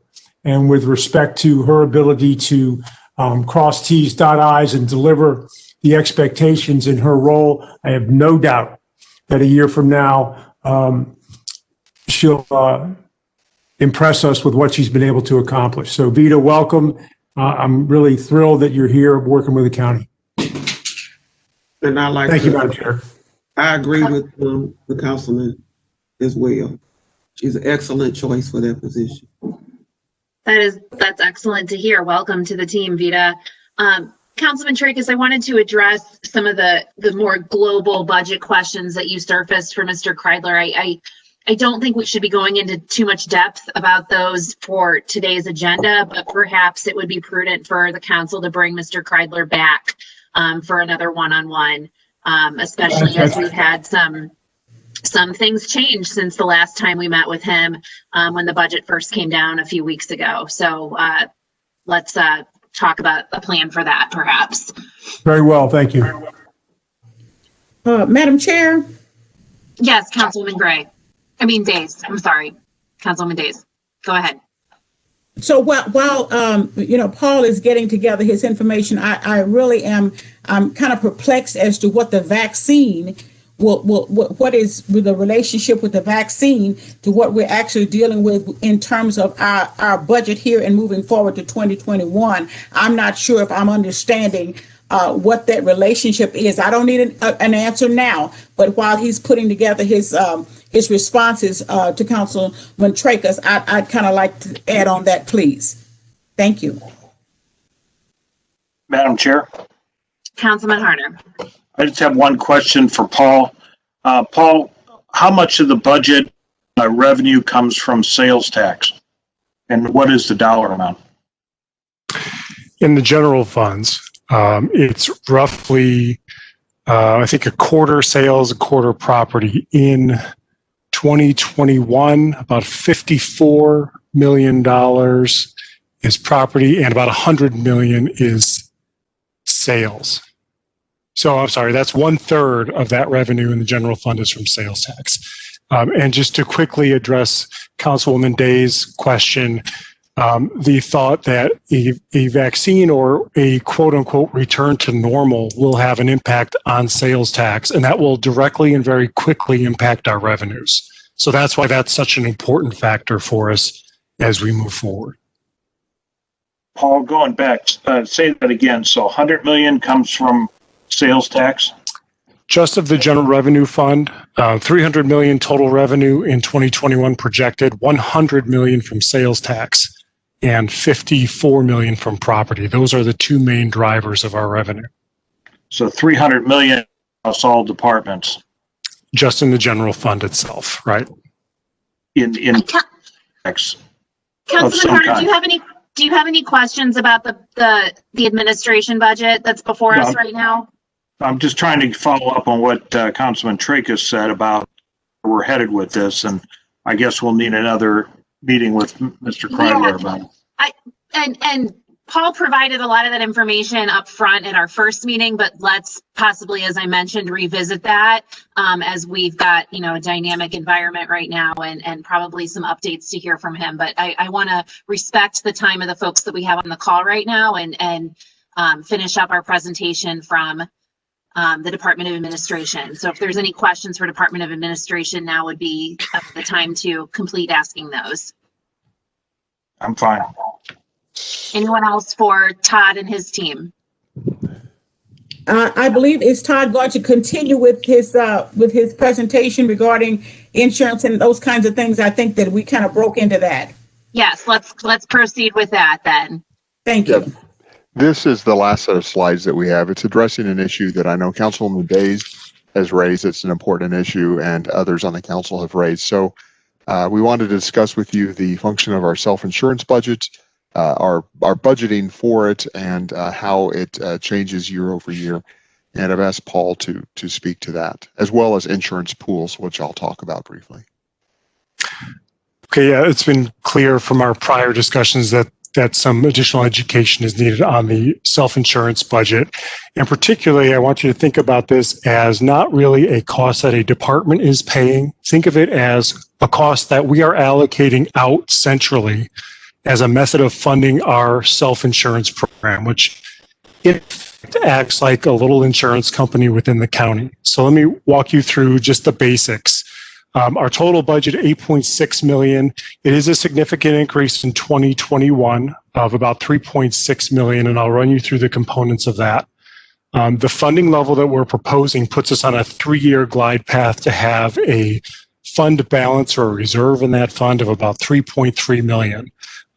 Due to various factors, that reserve has gotten down below where we'd like it to be. On the right-hand side, you'll see we started we're projecting that we will end 2020 with $2.5 million in the fund. Then we have our $8.6 million budget coming into the fund. And then here are the projected expenditures.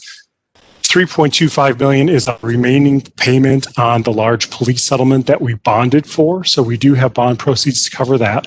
Then we have projected losses, $2.8 million. These are expected loss payments that our external consultant forecast through statistical modeling of what we might pay out on claims in 2021. Those are allocated based on a department's 5-year loss history. And I'll talk more about the allocation in a moment. Commercial insurance, $2.9 million. So we are only self-insured to an extent. And then once we hit a certain cap, depending on the type of coverage, then we have excess insurance that we purchase on the commercial market. So those costs are allocated using cost allocation methodologies. You find the best way of allocating each type of policy. So for example, the largest is property insurance, and that's allocated based on the square footage occupied by a department. If there are policies such as those at Spirit Airport, those are paid all by Spirit. So we look at those on a case-by-case basis.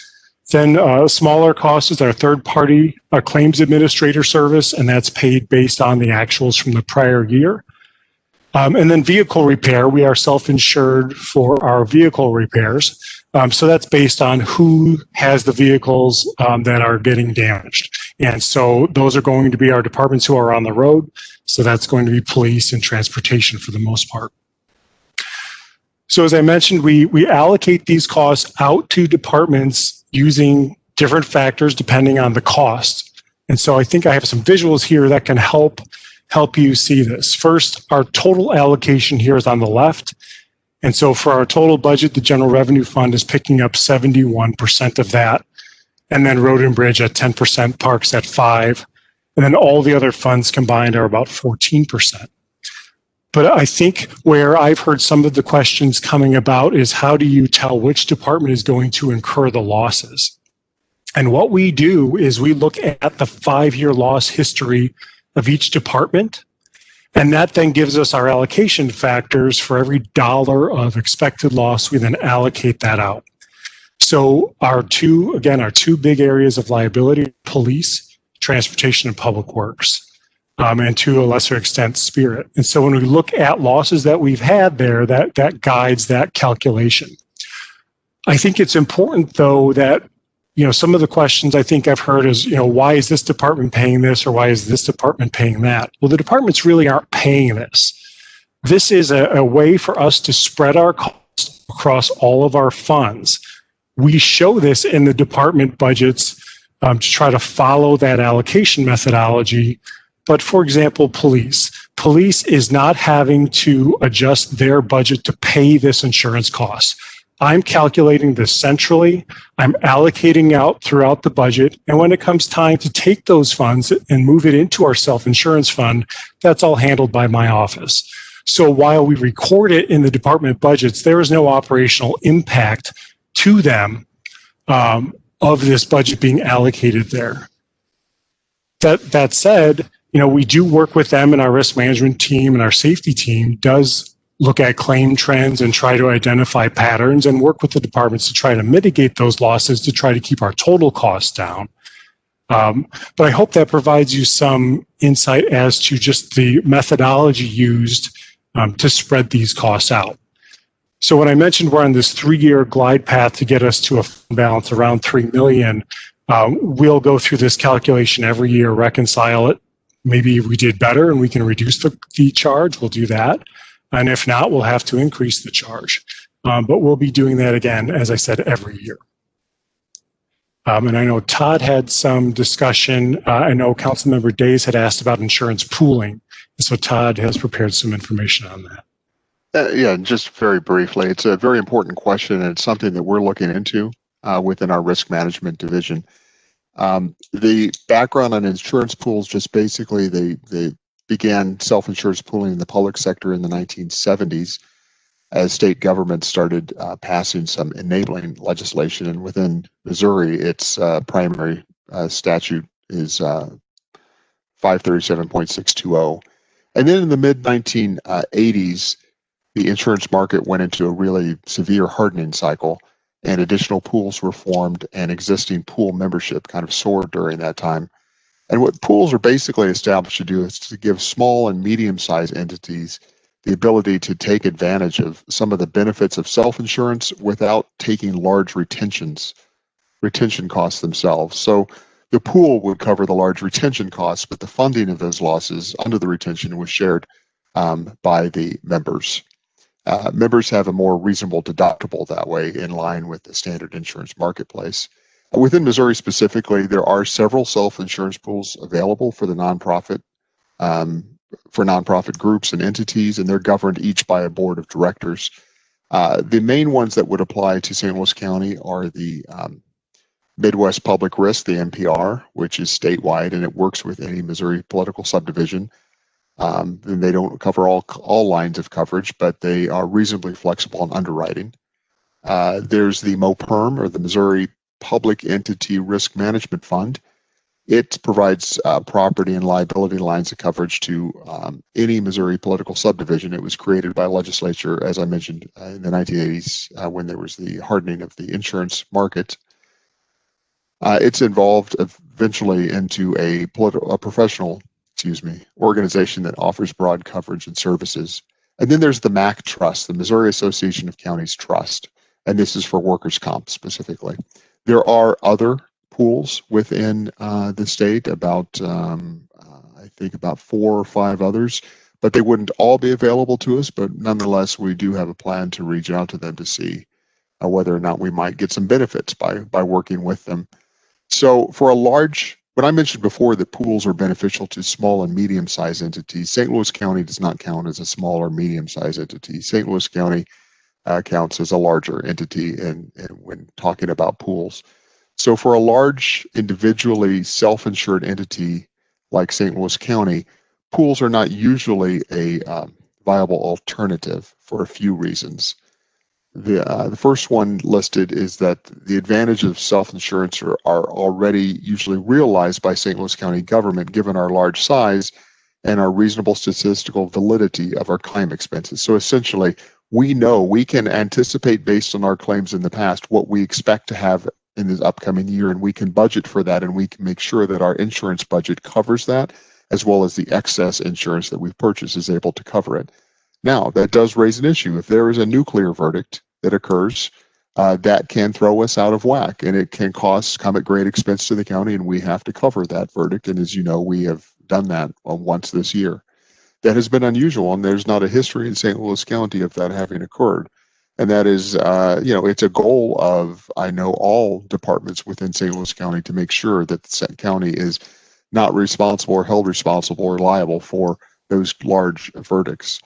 The second reason that to consider when looking at a pool is that these pools are usually designed for the small and medium entities to take advantage of some benefits that reflect the size of the entity.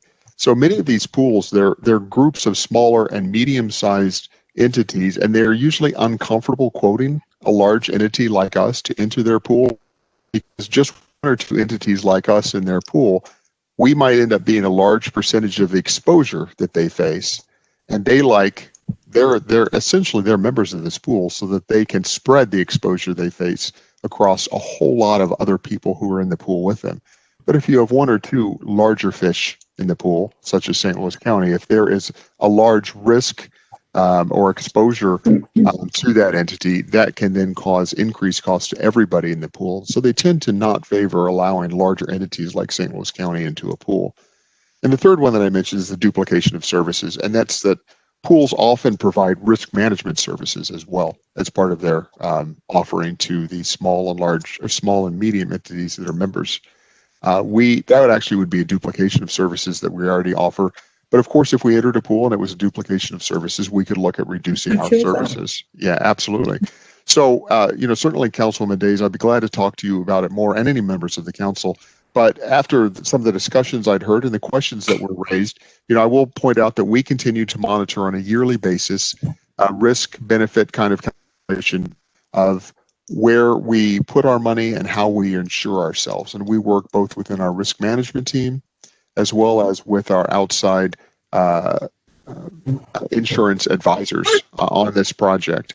And our insurance advisors are paid a flat fee to produce these this work for us. They don't get any commissions on insurance products that we purchase. They're really here to advise us and to help us determine what's best for St. Louis County. Our current advisor, AJ Gallagher, they have members who are an expert in pools. And so we have asked them to go out and to look certainly at the opportunity again, take a fresh look at it and see if there would be an opportunity for cost savings for St. Louis County by entering a pool. And if we find there is, that will be our proposal, is that we would enter into a pool. I just think that the possibilities, there are several reasons it might be a challenge for us, but we certainly want to make sure that we're responsive to the council and also protecting the financial assets of St. Louis County. Thank you, Todd, for that. Do you have an actuary in your department, or who will do that independently? Is that the AJ person you mentioned? We actually, and Paul can speak specifically to the cost assessment and the loss projections that we do across our individual departments. We have an outside vendor who does the loss projections across all of our departments. It's not AJ Gallagher. It is a separate organization who produces that, I believe. But I can actually certainly get you a copy of our loss projections. Well, my question was, yeah, my question was, do you have an actuary in your department or in Paul's department who will look at this? Is that some person that you have within county government that's doing that, or is that some independent person that's doing that? That's my question. I understand. Yeah, I see your question, and it's not a staff member per se within county government who serves an actuary on this. We contract out to vendors to provide this service to us. So it's an independent vendor who provides this and provides kind of an actuarial audit of our current situation and makes recommendations on how we should proceed. Okay, I understand the pros and cons of that, but generally when you have a pool, it's to spread the experience out so that one person isn't hit harder than anybody else. You spread that risk, in other words. And I did not hear you mention Missouri Consolidated, which is the big one that the state uses, and that state is a larger entity than St. Louis County. So I just hope that you look at the overall picture, with kind of an open mind to do that. But my concern is that the rate these insurance rates are going up is going to be completely unsustainable. And we still want to make sure that we offer our employees a good insurance product. And so to my point and to your, I hear you saying that, we want to make sure that this is something that we can continue to do. So I appreciate that. And I appreciate you looking into it. But clearly we have to do something. We can't move on the way we're going, in my mind. So thank you. Thank you. The final slide is just for your purposes. If you want to reach out to any member of the department at any point, here's all of our contact information for the leadership of the department. Please do so. We're happy to answer any of your questions and get you information as needed. Thank you so much for this very detailed and comprehensive presentation. We really appreciate you taking the time to put this together and to share so much with us about all that your department does. And I want to also salute you all for everything that you have done to adapt to the challenges of the continued pandemic. Your hard work and the ability of you and your colleagues to step up in many ways has gone unnoticed. So thank you. Thank you. Madam Chair. Yes, Councilwoman Days. I'm sorry, but I did want to go back, and I don't know if Paul would be doing that. And I'm looking at the Munis report here, and I'm looking at, I guess, the proposed budget, and we're looking at for the CARES Act. And Todd mentioned that he didn't really have a whole lot to say on that one. So I want to know what is it that I'm looking at on this Munis printout here. Well, I didn't produce the report, so I guess if you wanted to send me the report, I'd be happy to look at it. There are many different Munis reports. Because what I'm looking at is, and looks like we're trying to encumber some money from the CARES Act for next year, and that's what I'm concerned of where this information came from and what are we trying to do with that? It's quite a bit of money in many of these that we're going to go to today that are encumbered, and so I'm just kind of throwing that out so that we can discuss that. Any expense for the coronavirus relief fund would need to be incurred by the end of December. I am hearing that, and that's part of my question, because I'm looking at, for instance, on this Munis page is $370,000, and it has to be spent by December 31. That's been encumbered for professional services. And so I'm just trying to figure out what are we going to be spending that money on between now and December 31st. So if I need to call you or talk to you, Paul, separately, I can do that, but know that is a concern, and I think it's in the other budgets that we'll be discussing today as well. Yeah, absolutely. Anytime. Thank Free you. to reach out. All right. Any final words or questions for Todd and his team? Madam Chair. Yes, Councilman Tracus. Thank you. Paul, this question for you, I think, could go back to your self-insurance budget. I think it's like 2 or 3 slides from the end, where you break out different categories of settlement, projected losses, commercial insurance, third-party administrator. Yes, I'm just working on getting it back up here. Yeah, take your time.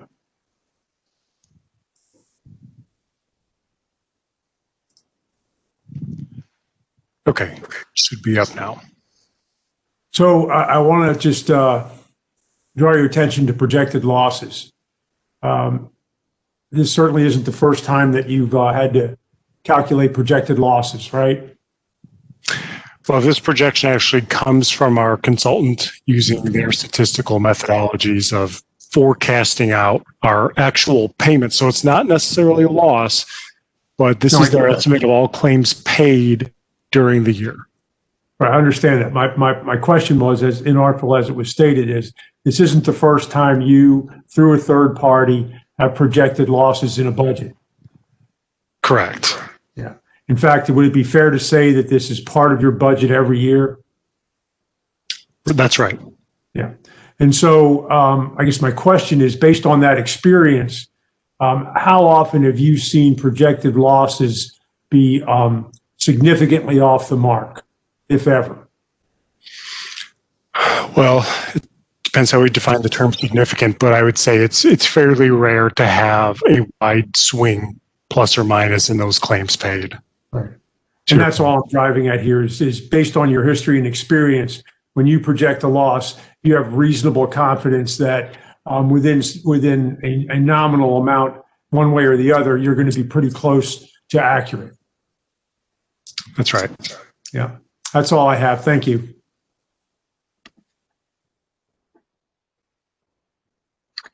All right. Thank you very much, Todd and team.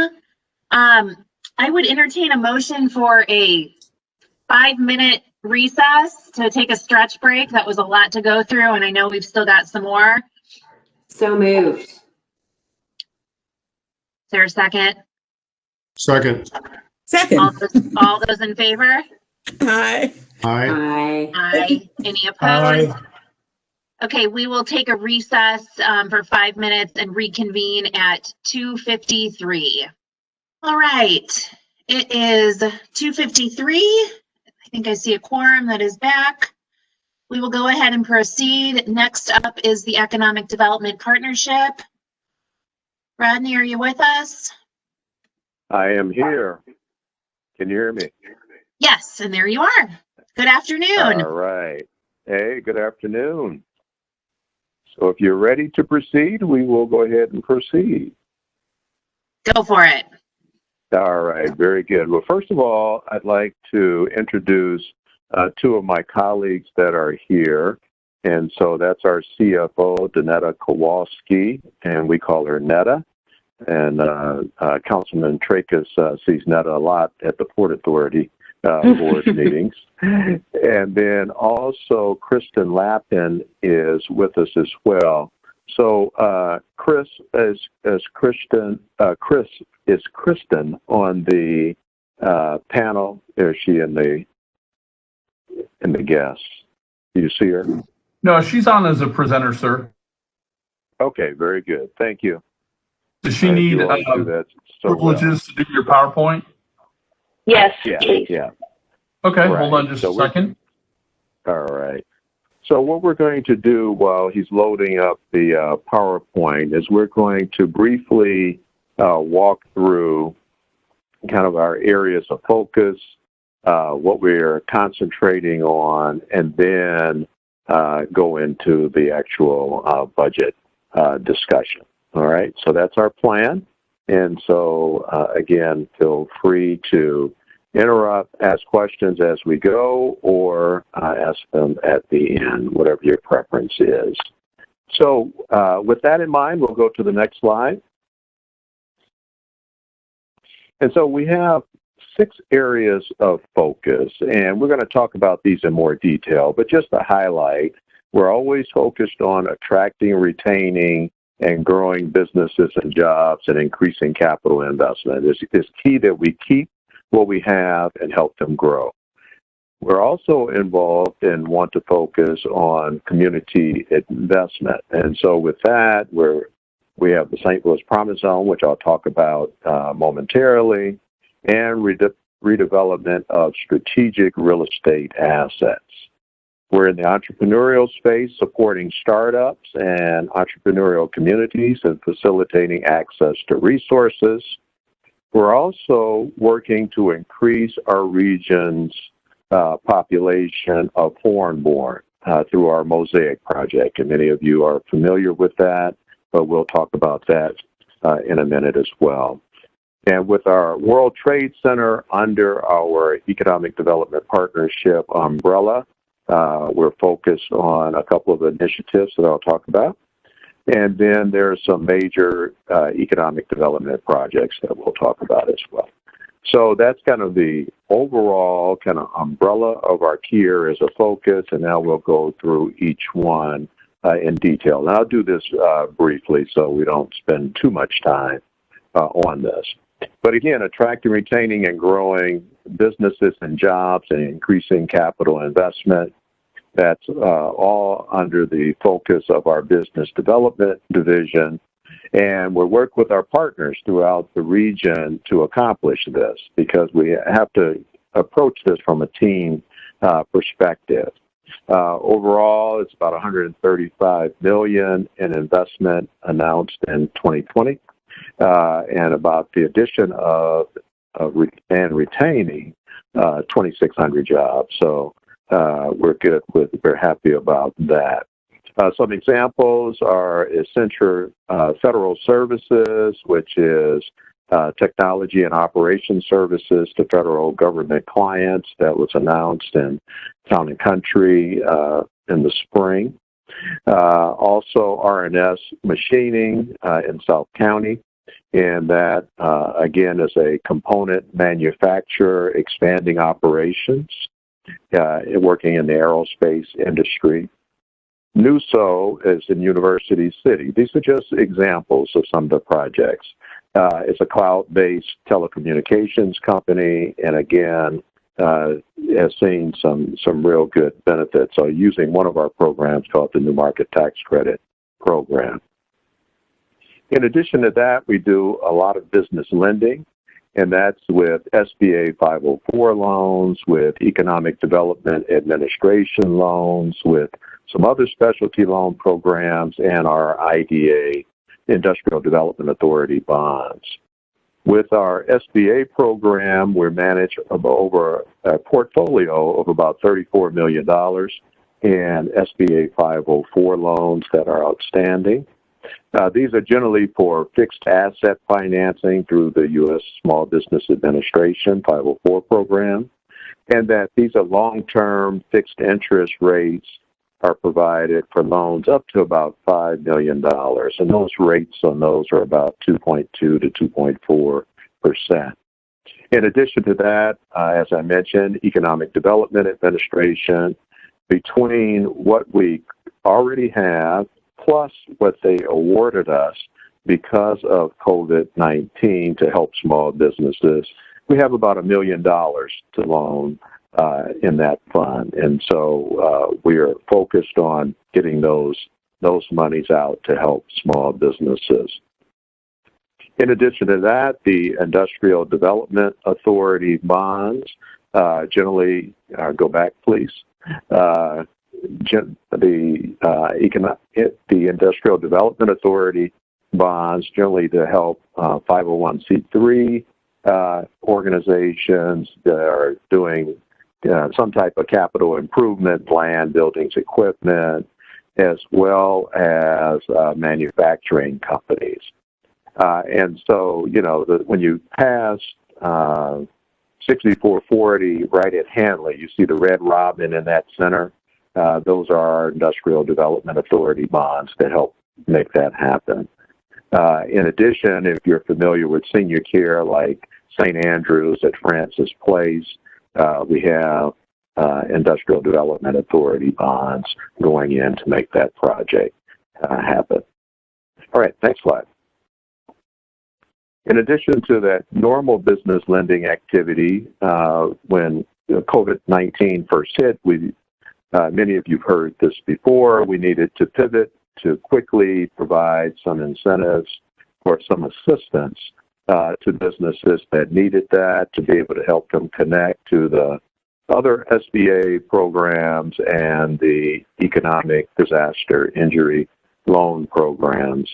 And so with that, we quickly stood up a almost $3 million project with proceeds from various supporting organizations. The St. Louis County Port Authority was about $1 million. We partner with the city on this, but whatever was raised with the city was going to loans, help with loans in the city. We kind of separate those, as well as 10 area banks provided some assistance as well, and some funds that we were able to repurpose from one loan fund into this one to help COVID-19 impacted businesses. We were able to help about 202 businesses and provide about $1 million of that to the county, as well as provide grants. In addition to that, I mentioned that Economic Development Administration awarded us about $700,000 to help with the recovery for small businesses. So that's what we kind of did internally with our small business resource program.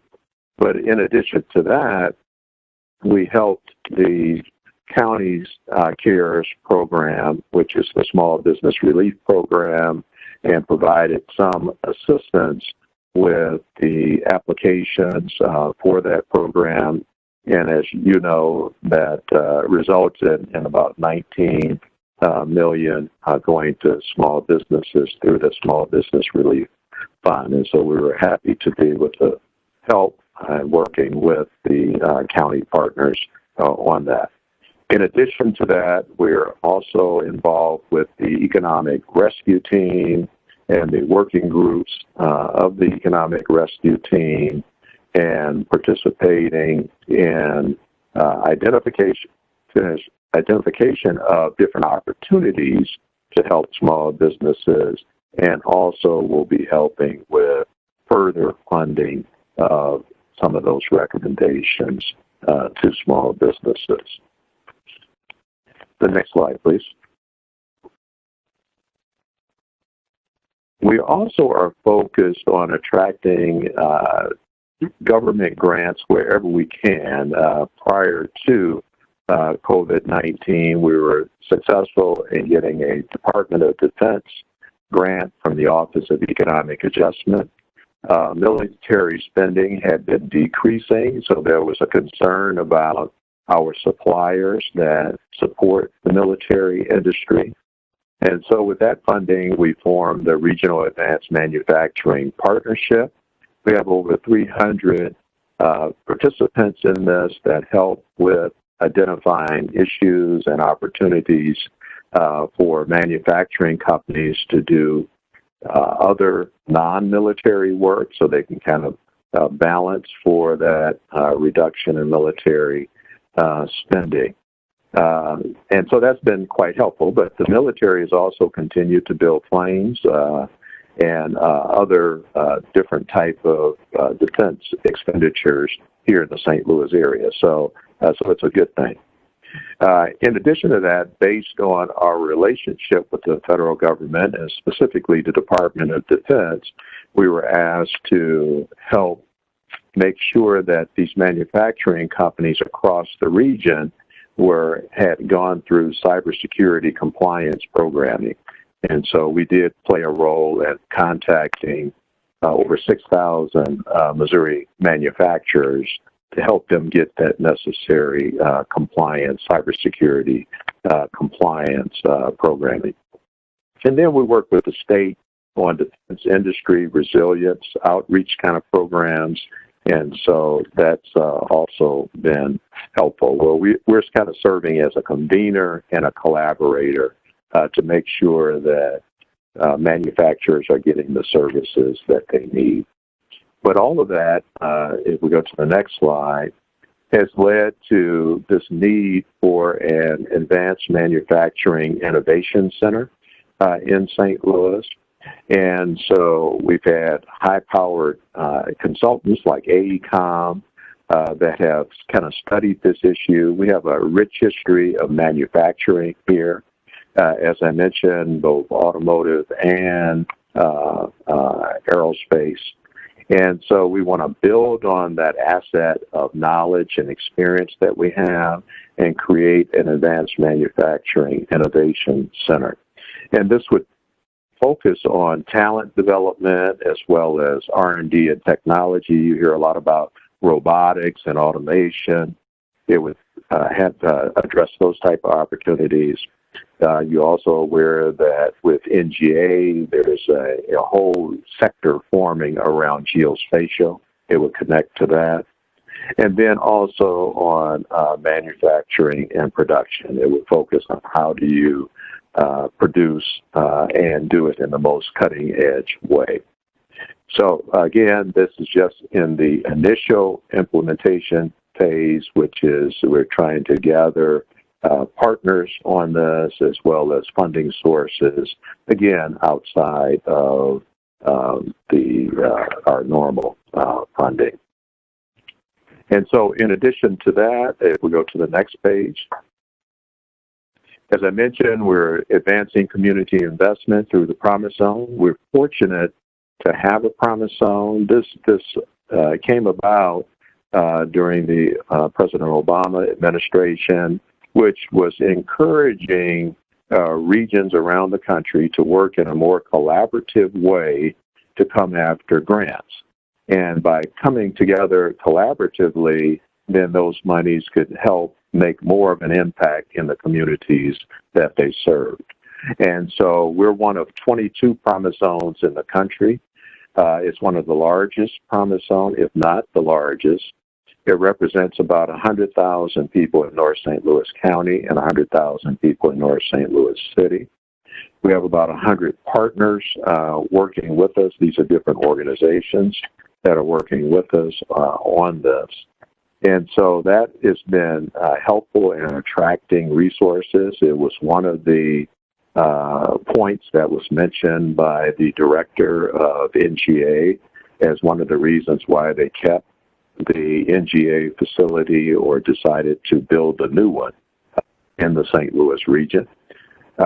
We've also it's been helpful on a number of fronts where it's been cited as a reason to do certain things within the region.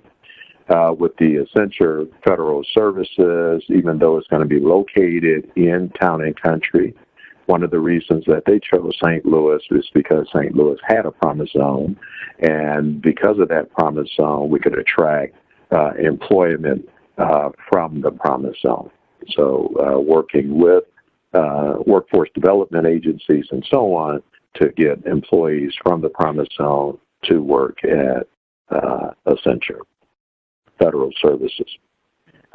We're also, when we have this part about redevelopment of strategic real estate assets, so we're very much concerned and would like to see some good things continue to happen with Wellston. We have already a significant amount of investment in Wellston with an incubator that we have in Wellston, as well as the early childhood center that's there, and then workforce programs through Family Resources of America. So we are working with others to try to help determine the best approach for the Met Center going forward, because it's because of the Metrolink station right there, it is an opportunity to kind of build on that anchor of activity that's right there. We're also, again, I've talked about the working with the St. Louis County Port Authority on the COVID relief loans, grants, and technical assistance that we were able to provide businesses. With the Port Authority funds, we were able to concentrate a lot of that on the North St. Louis County and the Lee May area. Our broader small business resource program provided support for the whole county. The Lime Street project, which is about a $3.75 million project, street lights, new sidewalks, curbs, improved stormwater retention. We were helpful in those, making sure that that project got across the finish line and working with a number of partners on that. And then we've been able to get some EDA brownfield assessment grants of about $300,000 to help with environmental cleanup of different sites. So those are the types of strategic real estate projects that we do. If we go to the next slide. As I mentioned, we have 4 business centers / incubators. So one of our objectives in 2021 is to nail down the most current name. And so with incubators, these are to help small businesses. We have about 60 businesses that we're helping through these incubator / business centers. One in Wellston, one in Lime, one in Chesterfield, and then the Highlige Center in Creve Coeur. We have a dedicated business counselor that helps with programming, helping the businesses set milestones and monitoring their performance against those milestones, helping with seminars and workshops and marketing assistance. And so, those rents at the incubator start around $200 a month, and then they go up from there. But we've had some exciting kind of wins out of these. There have been a number of companies that have done real well going through our incubators, but just wanted to highlight 2 of them because they were in the news most recently. No Inc. Started in the Lime incubator. No Inc. Is providing the nation's leading electronic poll textbook technology.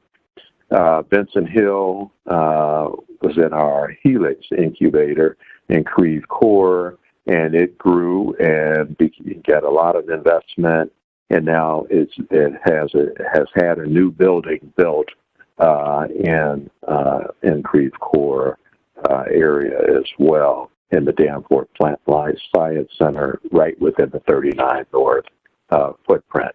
So with all of these 4 incubators, we want to leverage these assets and continue to provide an opportunity for companies to come in and grow and then go ahead and graduate from these incubators, all creating jobs and further investment within the St. Louis region. Our next slide talks about the Mosaic Project. Many of you have heard about the Mosaic Project, where we're trying to make St. Louis into the fastest growing major U.S. metro area for immigration by 2025 and add 25,000 foreign-born people to the region during that time. We have a number of partners that work with us on this, and we also get, those are not only business partners, and the next slide will show all of that, but before we go there, but we have a number of partners, and then we also have St. Louis University providing a lot of research for us on the Mosaic Project. If you go to the next slide, it highlights some of those 2020 accomplishments. As I mentioned, you have individual ambassadors who've made a commitment to making St. Louis more welcoming to foreign-born ambassador schools that have said we want to do whatever we can to make this easier for people transitioning into our community.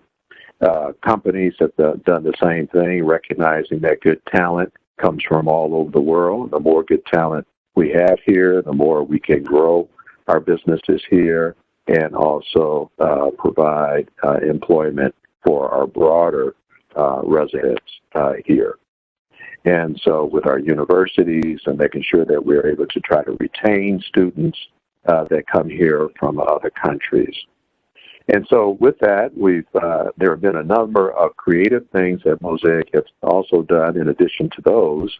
And that's an international spouse meetup. As you can imagine, when you move to any new city or move from one country to this country and a new city, that there's isolation. And so it helps get spouses out of the house. And again, pre-COVID, even during COVID, they're still doing things virtually to kind of eliminate that, decrease that isolation. In addition to that, there's international mentoring. So what is it like to work in the business environment here in the United States and in St. Louis? So it's kind of a friendly assimilation process. There's entrepreneurs that are in the food and fashion industry, and we've been working through the Mosaic Project to help connect them to resources. And then during this whole period, the Mosaic Project has been helping with translation services and other needs of the foreign-born community. And next slide.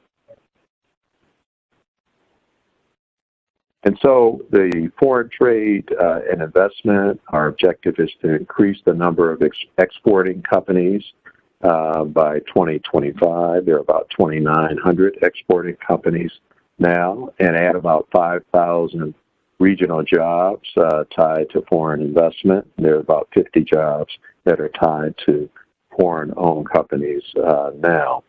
And so this is all under the World Trade Center, which is under the umbrella of the St. Louis Economic Development Partnership.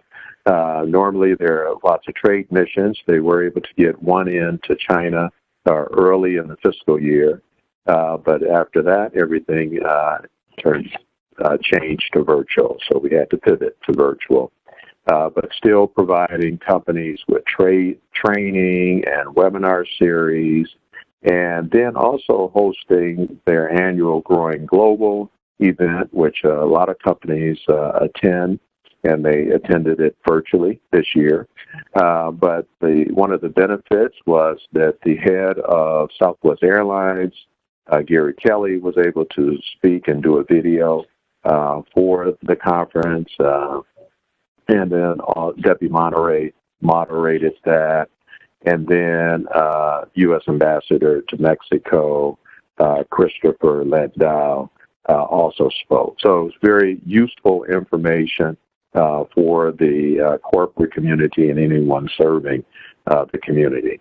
Last week we celebrated kind of the first ever for St. Louis, and that is 200 breeding pigs. These are pigs that were transported from St. Louis, Lambert to Brazil because of the different swine diseases, etc., in other countries.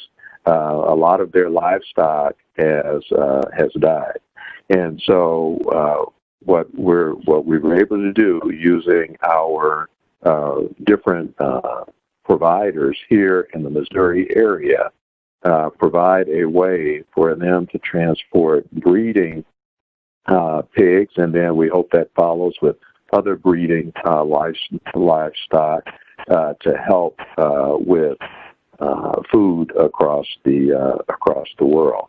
And this was a program set up by the World Trade Center and the airport. It's an incentive program that's particularly focused on live animal cargo.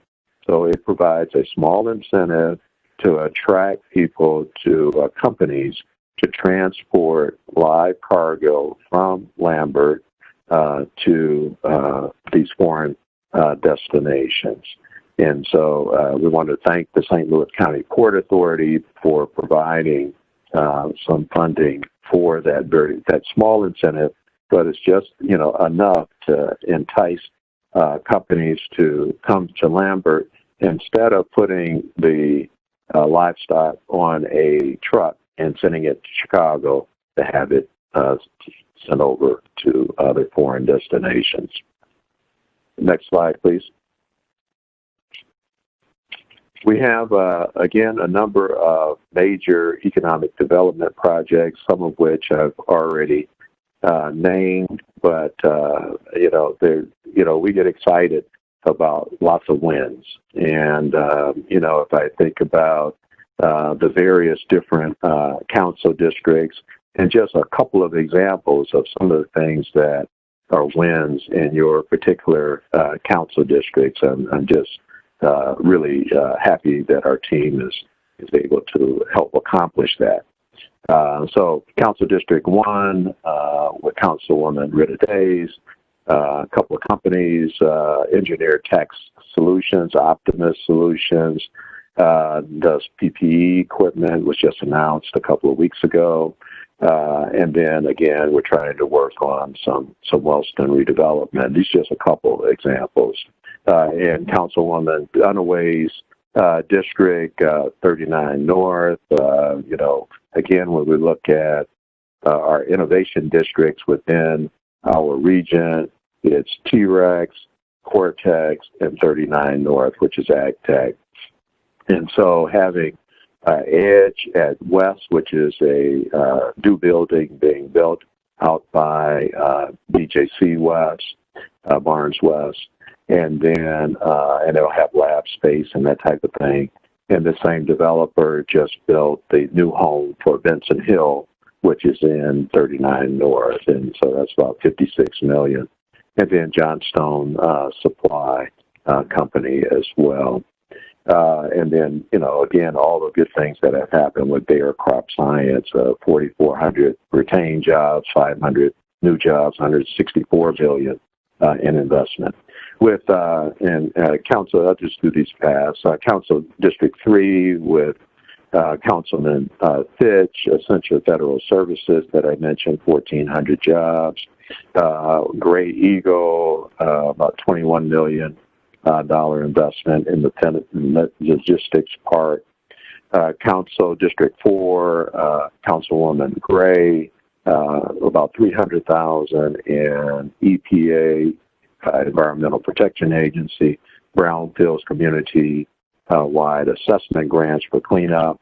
About 61 of the small business resource program kind of grants and loans were targeted to that area. And then some small initiatives like One to Grow on childcare. And then Council District 5 with Chair Clancy. Again, I talked about the crossings at Hanley and 40. For all those cyclists, Trailhead, Mesa cyclists, we did a loan with them, and then there are other projects that we're working on in that area as well. Councilmember Trachis, we've already talked a little bit about some of the initiatives, but Nomax, another company, $11 million investment, 13.5 for RNS machining. Councilmember Harder for District 7, Pfizer, and this has been it's really an interesting story because it's one of those things, if you don't build it, they won't come. If you build it, they will. And so this is about $228 million investment, 450 retained jobs, 80 new jobs. And now Pfizer is at the center of the creating the vaccination for COVID-19. And so isn't that is just something right here in St. Louis. And so because of these investments, all of these things lead to future investments and wins. The RGA, which is Reinsurance Group of America, in Councilmember Harder's district as well. Bungie started off with creating $70 million and creating their national headquarters here. And then now in 2020, it became their global headquarters. And so that's 717 jobs retained. And so just some examples of some of the things happening in your districts. And then just one more slide, and that is the 39 North This again is we kind of oversee this innovation district, which includes the Danforth Plant and Life Science Center, Bridge, which is the Bio Research Development and Growth part, the Highlige Center there, Crop Science is in this footprint, the Yield Lab, where it's an incubator within our Highlige Center incubator. And so a lot of good things happening in 39 North, working with Great Rivers Greenway to create trails and make it more bikeable, walkable. We know that people like that and want to see that in innovation districts. And so that's been helpful. And then we're also partnering with MoDOT for an infrastructure project at Olive and Lindbergh, the interchange there. And so we've been helping with leading that project. And so that exchange will change so that we can create more development space around that interchange, but it will not disrupt traffic. They won't close Olive or Lindbergh when this happens. And but all of this is planned. The bidding is in 2021, and then following that, construction will be about 9 to 12 months. Benson Hill, I've already mentioned, having their corporate headquarters here, growing out of our Highlige Center into a nice building that's their headquarters is great. Cover Press is another company that had a big raised about $5 million to help with what they're doing, to help with crops for food, bioenergy, and animal feed. A lot of this is to help decrease food insecurity across the world. We know that as the population increases across the world, food becomes more precious, and a lot of these innovation efforts are to create more food security. So that's the most of the process here. There is one more slide, and that is strategic planning. We did our last strategic planning in 2014. It's time for an update or a refresh.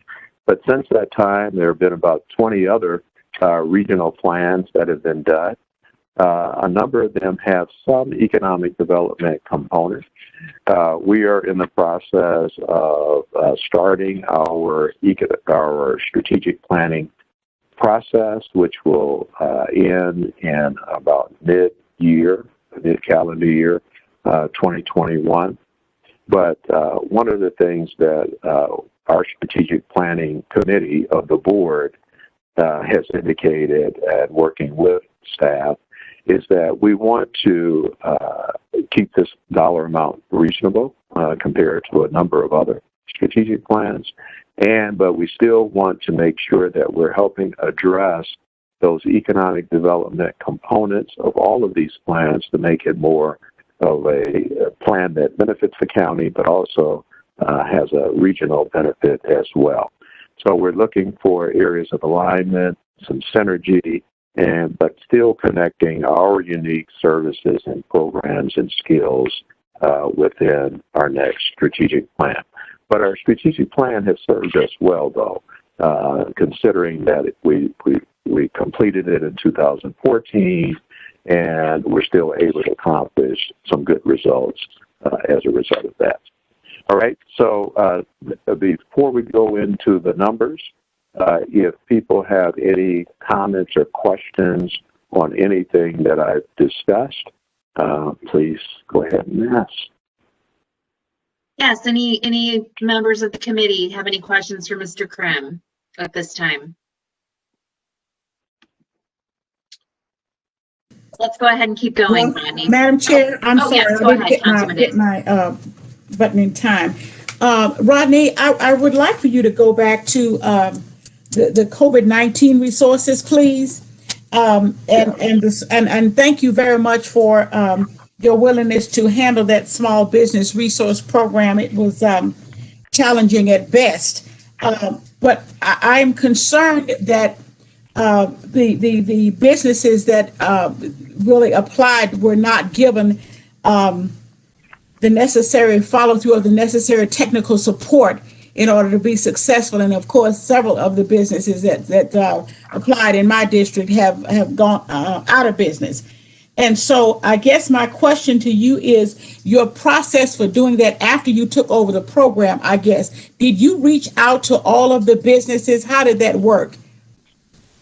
Yeah, so just to make sure we're all clear, so there are two programs. So the Small Business Resource Program is the one that we started internally, and that was right away in March, April of this year. It almost feels like last year, but of this year, to immediately address what we knew was going to be the problem. We knew that small businesses were going to have a rough time, and so we did that internally. And so that was the Small Business Resource Program. Then we participated and worked with our county partners on the Small Business Relief Program. Relief, that's the one. Okay. Relief Program. And so with that, we helped with the application, helping company reaching back out to companies, helping them through the application process so that they could qualify. And in the understanding, and I'm involved in a number of different organizations around the region, and many of them have faced very similar issues, and that is that the instructions given by the federal government were not clear. And so since they weren't clear, then it was, everyone wanted to just try to make sure that, okay, what possible questions could they ask? And let's make sure that we try to have reasons for those so that we don't have to give the money back. And so, or aren't penalized. And so, so I do recognize that there was some issues in trying to anticipate those questions with the relief program. But I was happy that our team was able to work well with the county team, and the result is that, $19 million is out. Now, there are some remaining funds that we are in the process of working with the county to also get out. And so we haven't finalized that yet, but we know that there's a short time window, and that December 30th is the date. I don't know why the federal government said December 30th instead of December 31, but it said December 30th. And so we are all focused on coming up with a way to still help small businesses within this next 5-6 week period. And so to your point, Councilwoman Days, is that this has been rough. It's been rough for the smaller businesses. It's also been just rough trying to work with the federal programs to try to anticipate those questions and compliance requirements that they have. But with all of that, we know that we have to help smaller businesses. That's why we're here. And as we move forward, we're going to really have to work hard to continue to do that.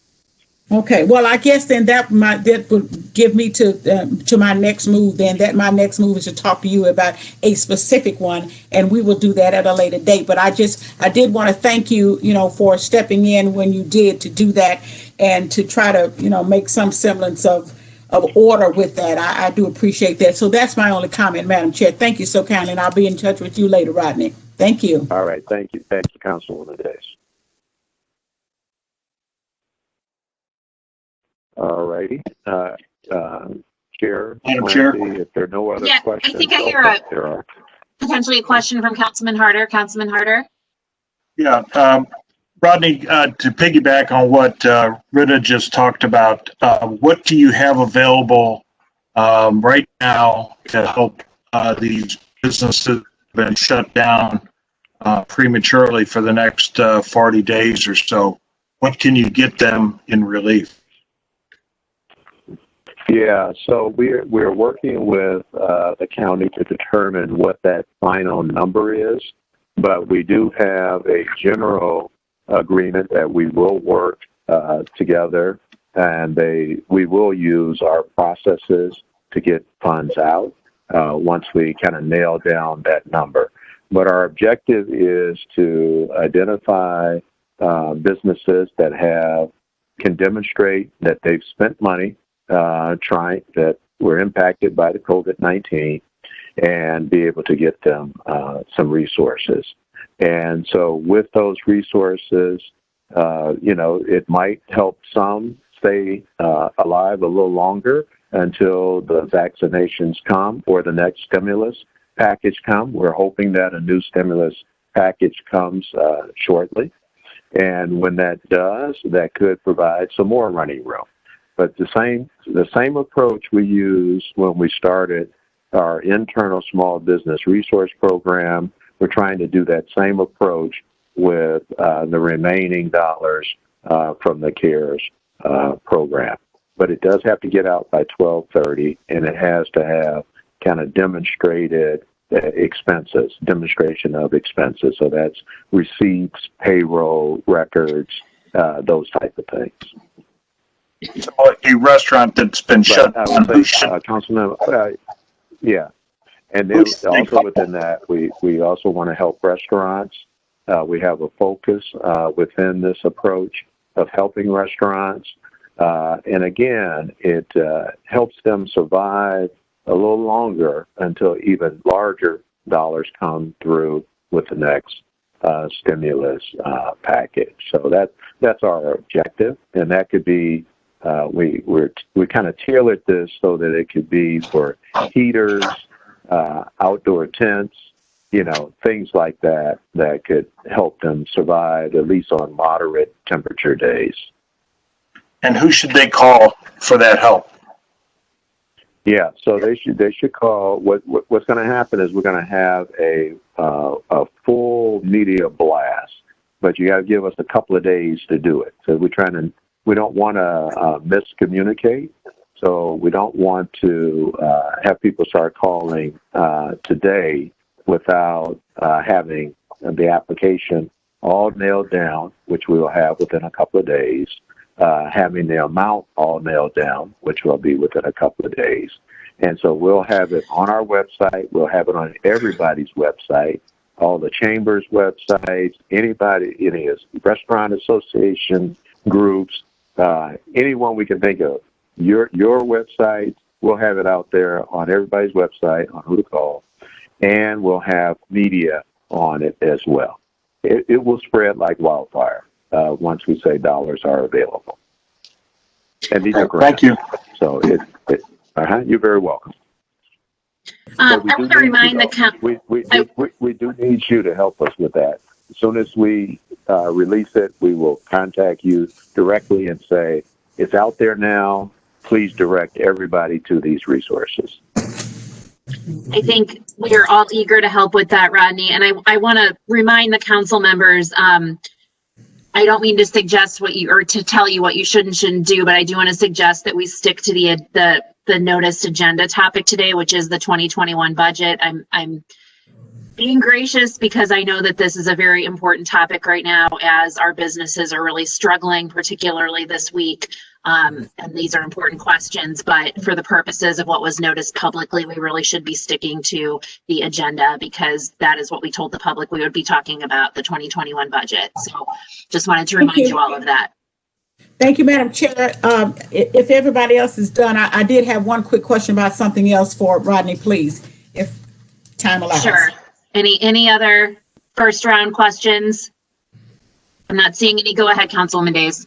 Thank you, Rodney. I want to know the investment, or is the Met Center within your purview of how you operate in terms of the Promise Zone and Wellston's initiatives? Is the Met Center part of your responsibility? So the Met Center, we own the Met Center through one of our agencies, Land Clearance for Redevelopment Authority, and lease it to the county. We are very committed to working with the county departments to come up with a solution for the Met Center. We recognize that the maintenance costs are quite significant. on the Met Center, and the actual leases on the Met Center do not cover all of the maintenance costs. And so we know we have to come up with a solution to that, and together we will do that. Okay, so at this particular point, is there part of workforce development happening in that center now? Yeah, Family Workforce Centers of America is happening in there now with Carolyn Seward.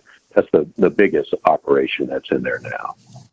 Okay, all right. Well, I know that, that's part of the real estate that you have, and I'm really interested in seeing that we, move forward with that, the programming in that building to the extent that we possibly can. So that's a parking lot question as well. Okay, so thank you. All right. No, thank you. So we'll just move right to the numbers, and our CFO, we call her Netta. Her official name is Danetta.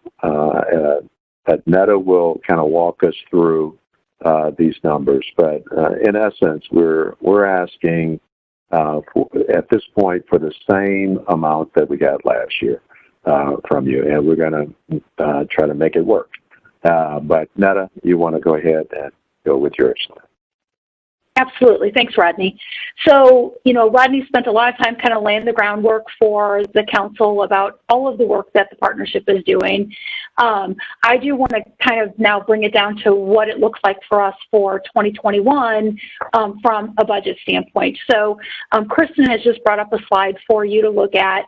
I do want to kind of give you some scope of what this budget includes. So, in the partnership, we include not only our general fund, so all of our work that we do that Rodney talked about in business development, business finance, community investment, our strategic real estate functions, all of that is included in what we call the general fund.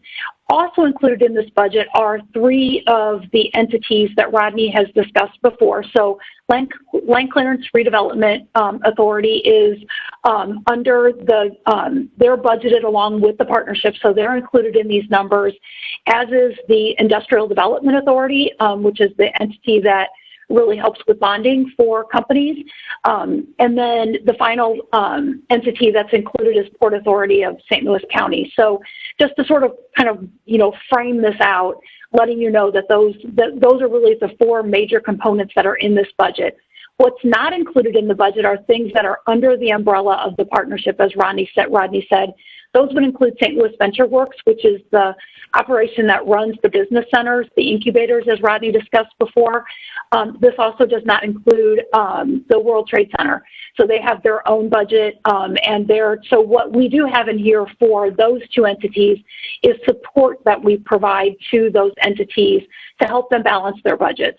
So with that, I'm not going to go into any of the kind of small business stuff that we've been doing. I think Rodney has done a fantastic job of talking about sort of how we've focused on small business relief through the COVID crisis. But I do kind of want to talk about, although we've been really focusing on small businesses during COVID, all of our existing focus areas we've been working on those areas as well. So Rodney talked a lot about successes that the partnership has had with securing federal funding. We've gotten some new EDA funding. We got some expanded funding in our EPA grant. So we have some EPA funding that partners with the money Rodney talked about for brownfield remediation. We got some additional revolving loan fund funding from the federal government. And we continue to apply for funding that has been freed up a little bit because of COVID as the federal government tries to address some of the other issues that are happening in this country because of the COVID crisis. He also talked about, us still being able to work with businesses who are trying to expand, or, we're trying to retain those businesses or to attract businesses for those companies who are already in our pipeline. We've continued to work with them, and we've had some successes with closing some of those deals. We also have continued working on the business lending side. So, although it seems ironic, there are some small businesses that are involved in businesses that have been allowed to kind of continue working on their plans for moving into expansion. And so we've done some SBA funding through our small business, through our business lending department to get those businesses prepared. So all of that work continues on. Rodney also talked about the work that we've done in the Advanced Manufacturing and Defense Initiative, and all of that work historically has been done with the assistance of some federal funding. So we were the fortunate recipient of a series of grants that were awarded to the partnerships through the Department of Defense to help to do that work. And unfortunately, the Department of Defense has stopped funding that initiative, and our last grant for that initiative ended in May of 2020. We did, however, decide to retain the individual who did all of that work for us with the understanding that the Defense Initiative and advanced manufacturing is so critically important to the St. Louis economy at this point. And so we have brought that person on board, and now that person is under our budget in a no longer funded position. So that money has to come from the funds that the partnership has and not from federal funds. So I do want to kind of mention that. And then finally, I want to kind of talk about the work that our center is doing with the stakeholders and which has led to the creation of the Advanced Manufacturing Innovation Center in St. Louis. Rodney also mentioned that the partnership is starting to work on a strategic planning initiative, and that product out of that initiative will, of course, inform how we move forward. So in the meantime, we continue to focus on strengthening St. Louis County through economic development efforts of our staff, and we really look forward to kind of seeing how our strategic planning initiative will allow us to pivot for going forward. And in the meantime, we just continue working with small businesses through the COVID crisis. So, of course, all of this requires resources. It requires human resources, operational resources, and sometimes capital resources. The partnership has submitted a request, as Rodney said, for an appropriation from St. Louis County of $4.16 million, which is the same funding that we requested and were awarded for the 2020 budget cycle. The supporting budget that's on the screen shows a reduction in planned expenditures of about $1 million, much of which is related to a reduction in planned expenditures related to Port Authority of St. Louis County. As you may be aware, the Port Authority was kind of, they were a little bit stagnant for a period of about 18 months as an old board was being recrafted into a new board, and that new board has spent some really good quality time trying to figure out what Port Authority is now and what they want to be focused on moving forward. And so that Port Authority board has become reactivated, and they're really kind of a reinvigorated board, and that didn't happen until 2019. And so in that time, when they were kind of stagnant, they were able to accumulate quite a significant amount of reserves that traditionally they would have funded out to small community-related businesses to do economic development in the various communities of St. Louis County, really specifically in the Lima area, and then in some of the other areas of St. Louis County. So for 2020, the Port Authority made a decision to take some money out of its reserves, and really do essentially a deficit budget, knowing that they had enough money in their reserves to fund that, which would allow them to really do some really big projects in St. Louis County with their what they call the Port Authority Reinvestment Fund. So that they included about $1.6 million in reserve funding for 2020, and they are not planning to redo that in 2021. Of course, as they spend down their reserves, they're now starting to kind of ramp back and be able to focus on the grants that they did award. Those awards were actually made in April of 2020. So they are actually just sort of ramping up those plans with those small companies who were awarded some grants. And so with that, the Port Authority has lowered their anticipated reserve spending by about $1.4 million, which accounts for most of the reduction in the budget, as you can see. Now I want to kind of talk about some specific items that I do want to note in the fiscal year 2021 budget. And so I'm going to draw your attention to 3 different lines in the expenditures budget. So I want you to take a look at the salaries and fringe benefits line. You'll see that there's about a 10% increase in that line. I also want you to look at the purchase services line. There's about a 10% increase in that line as well. And then finally, I want you to draw your attention to the internal and external program funding line, which actually has a reduction of about 24%. And I'm going to focus on what makes up the majority of those differences in those line items. So in the salaries and fringe benefits line, there really were 2 things that accounted for a big chunk of that increase. One was a result of there being a permanent appointment in the Chief Executive Officer position in the partnership, and of course we know that's Rodney Krim. And so we were finally able to lock him up as our permanent CEO, and we're all thrilled over here. And the other significant increase in that line item is related to, as I said before, the gentleman who was running our defense initiatives and advanced manufacturing program used to be a federally funded position, and that those federal funds are now gone. And so that has created an increase in our salary and fringes line that must be funded through our normal operating budget. And then I do also want to note that the partnership did not give merit increases in 2020, and we have not budgeted for any merit increases in 2021 either. And so so that's kind of explains a lot of what the difference is in the salaries line. I want to talk a little bit about purchase services. That increase is tied almost exclusively to Port Authority. So the Port Authority owns, as you may know, the old Jamestown Mall.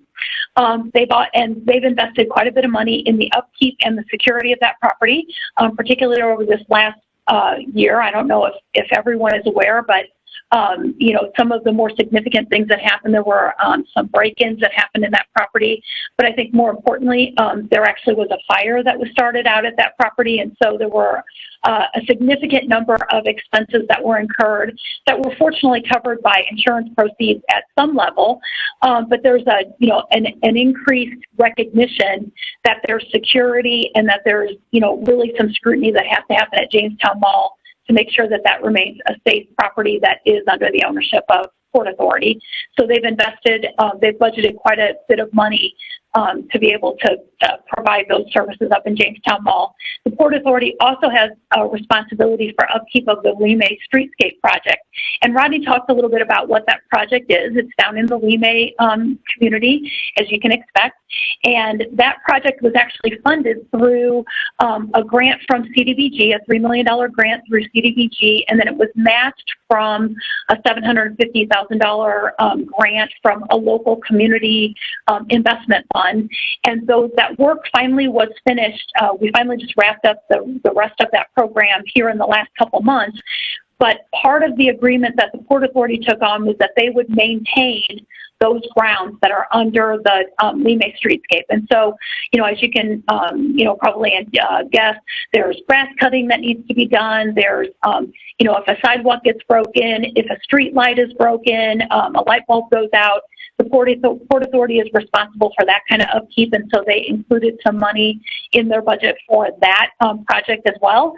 And then finally, a big project that Port Authority has taken on this past year, the council is all familiar with the sale of 501 South Brentwood earlier in this year, and the Port Authority, as part of the agreement for the sale of 501 South Brentwood, is that they would oversee the remediation of that property.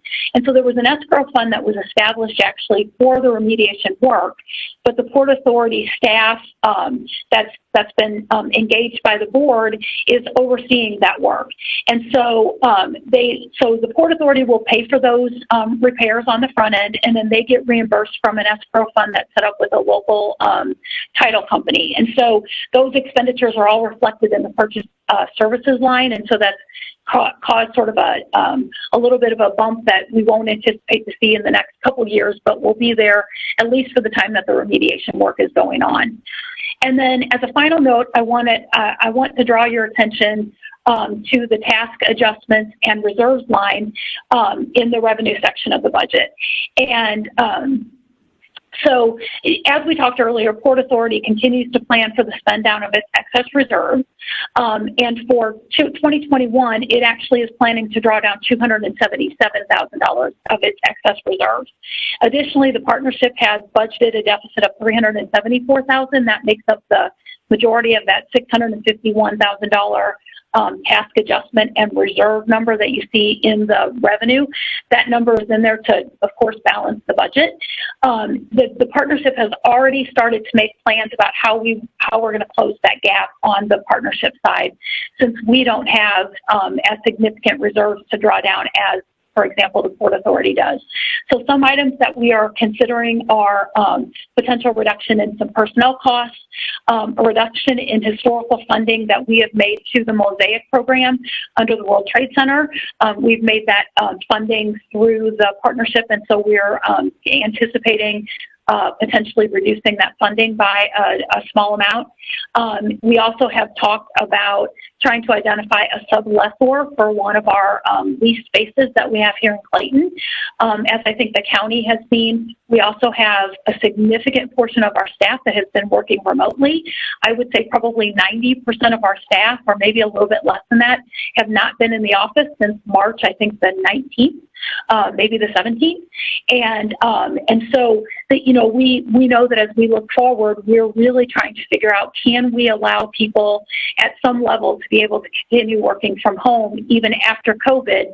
And with that, we've really started to think about how we might strategically use our real estate assets that we're investing in through leases and maybe let go of some of that space and use the remaining space creatively. And so that's one of the things that we're talking about. And then any remaining gap that we can't close for this fiscal year, we would be drawing that money from our reserves. The hope is that that will be under $100,000 for fiscal year 2021. And that is out of a reserve that we have that's slightly under $1 million of unassigned reserves right now. So I'm going to, at this point, turn it over and ask if there are any questions that anyone has. Any members of the council? Questions? I'm sorry? Any questions from any members of the council? Go ahead, Councilman Harder. You talked about reducing your exposure to real estate. The leases you sit on for the offices and the World Trade Center, when do those come due?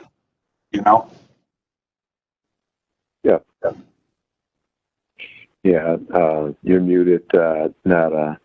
But 2023 is when they come due. And so, we had, before COVID hit, we had planned on having an evaluation done this year. But sometimes those evaluations are done better when you have people in their seats and you can start kind of figuring out, okay, if I take this whole section and move it over to one of the buildings, that would be better. So it's kind of easier for a consultant to see that. So with COVID, we delayed that project, and but now we're saying, okay, well, we got to figure out something. We don't really like having two spaces and having our people split up into two spaces. We prefer that they work kind of together in one central space. And so, as Netta just mentioned, as we go forward, that we'll be looking at kind of that centralized kind of approach, but with some hoteling space, that type of thing, where people can work, certain percentage can work remotely, but we're still kind of together in one central space as needed. But you said you can't look at that until 2023? 2023 is when the lease is in, but we do have the opportunity to sublease, and that's what Netta was also saying. And so if we can identify, businesses that would prefer to locate in either one of our spaces, we could execute that plan sooner than 2023. possible cost savings would be about what, you think, estimate? Yeah, we spend between over 700,000 for these two spaces. And so, and you can kind of split that up. It's about, you can say about half for each space. But so we're, depending on what we could get in a sublease, we would try to, ideally, we'd want to be able to take out a whole space, at least 350 with a sublease. But we might not be able to do that. But we don't know. And so that's what we're going to explore as we move into 2021. Okay, thank you. You're welcome. Anyone else?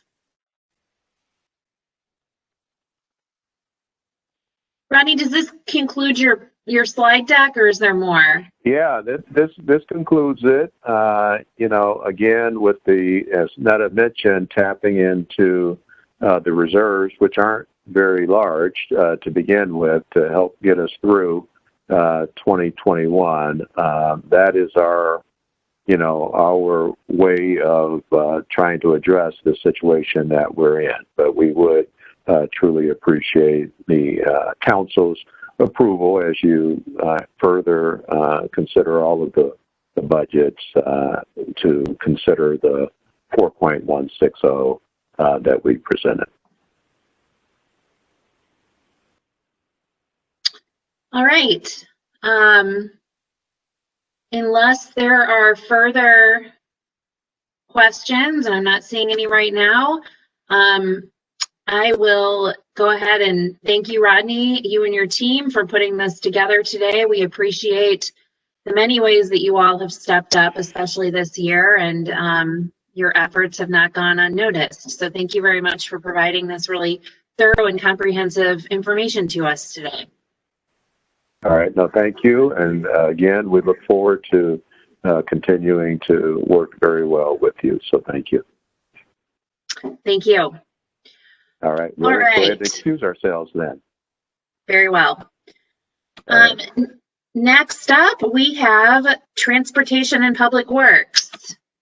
And I think I see Stephanie and some of her teammates on the line. So yep, we can go ahead and get started. Good afternoon. Okay, good afternoon. I need to, I don't have the share option, so I need Chris to open that up for me and allow me to share my screen. Okay, so I will get started, and I will first say thank you to the council members for allowing my team and I to present our 2021 budget to you. My name is Stephanie Leon Streeter. I'm the Acting Director for Transportation and Public Works. And I'm joined today by a number of my team members, Joe Kalesa, who's our Acting Deputy Director and Division Manager of Project Development. Debbie Durr would have joined us. She's our Division Manager of Administrative Services, but her husband is in the hospital, so she is there. Charlie Thien is our Division Manager of Operations. Dan Dreisword is our Division Manager of Code Enforcement.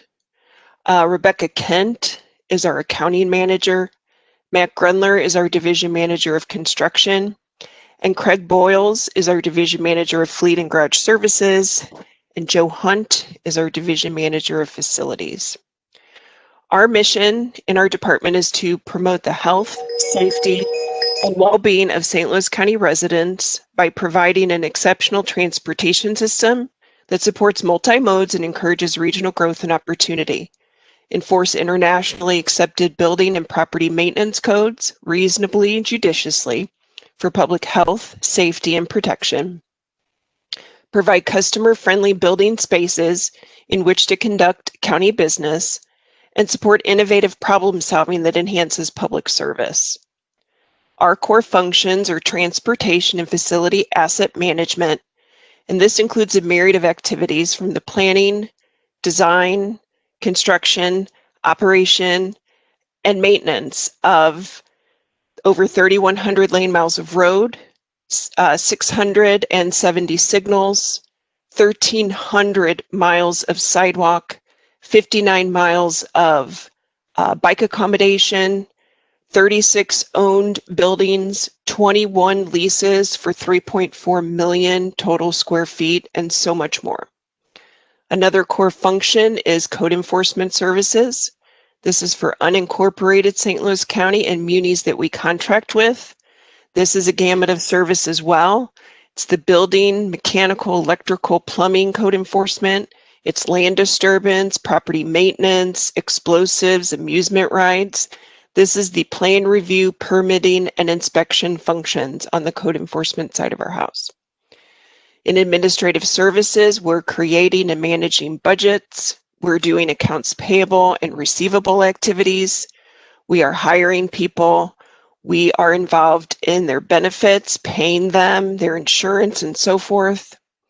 And we also, within administrative services, train our staff in safe ways to do business, whether it's working with our equipment or pouring concrete or whatever the case may be, doing it safely to reduce accidents and incidents.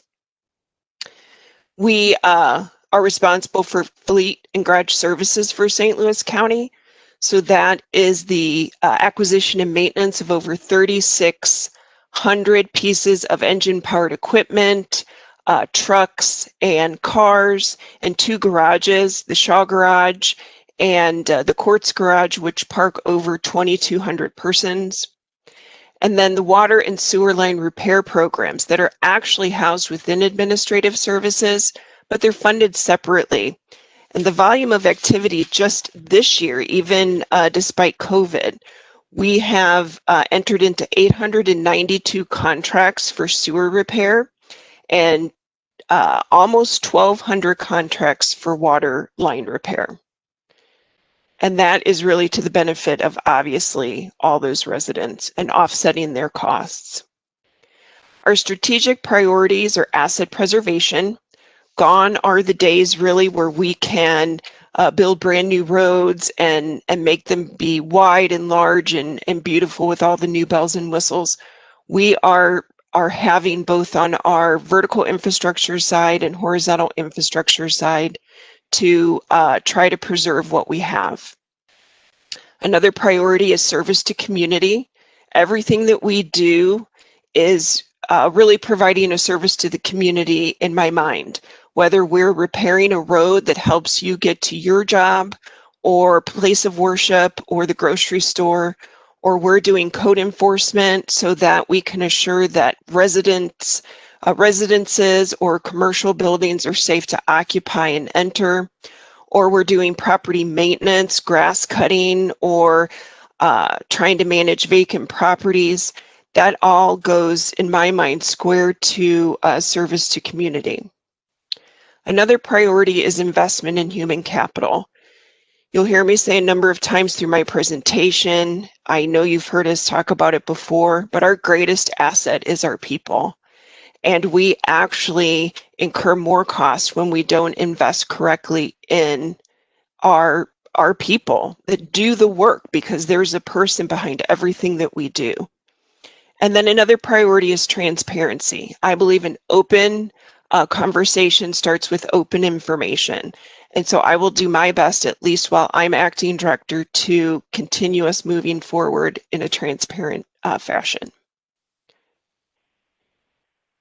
So in terms of our budget, you've heard this before, we're funded in different ways within the department. So on the transportation side, we're funded out of, for our operating expense anyway, we're funded out of the Road and Bridge Fund. That's Fund 1020. That's primarily supported by property tax.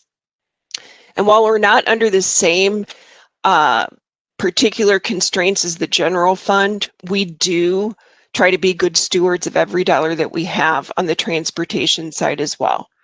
So overall, our difference between the 2021 County Executive recommended budget and the 2020 adjusted appropriation is 1.2%. But you'll see some numbers that are a little bit higher and lower than that in that light yellow column in the table. The increases have to do with the budget office added pay raises, software enhancements, and central service charge counting changes in fleet. Some of our decreases are in debt service, vehicle maintenance based on trends, and utility accounting. And so there was some restructuring. Central service, the cleaning services were moved from central service, and then some of our utility payments in administrative services were being supported by operations funds. So then on the other side of our house, on the public works side, we're funded out of the general fund. And so we were, as other general fund departments were, we were required to try to hold to a zero growth.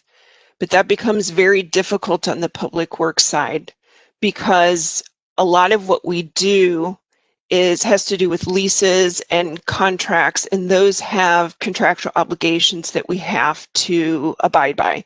So I can't think of a lease where year over year costs didn't increase, and we also have to account for the minimum wage requirement.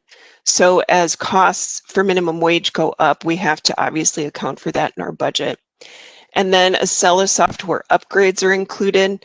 That provides us a more stable product. Acela is so essential to our code enforcement service, and it also provides the platform for electronic plan review going forward. The sewer, lateral, and water service line repair programs are funded separately, so they're not funded out of the general fund. They have their own revenue streams.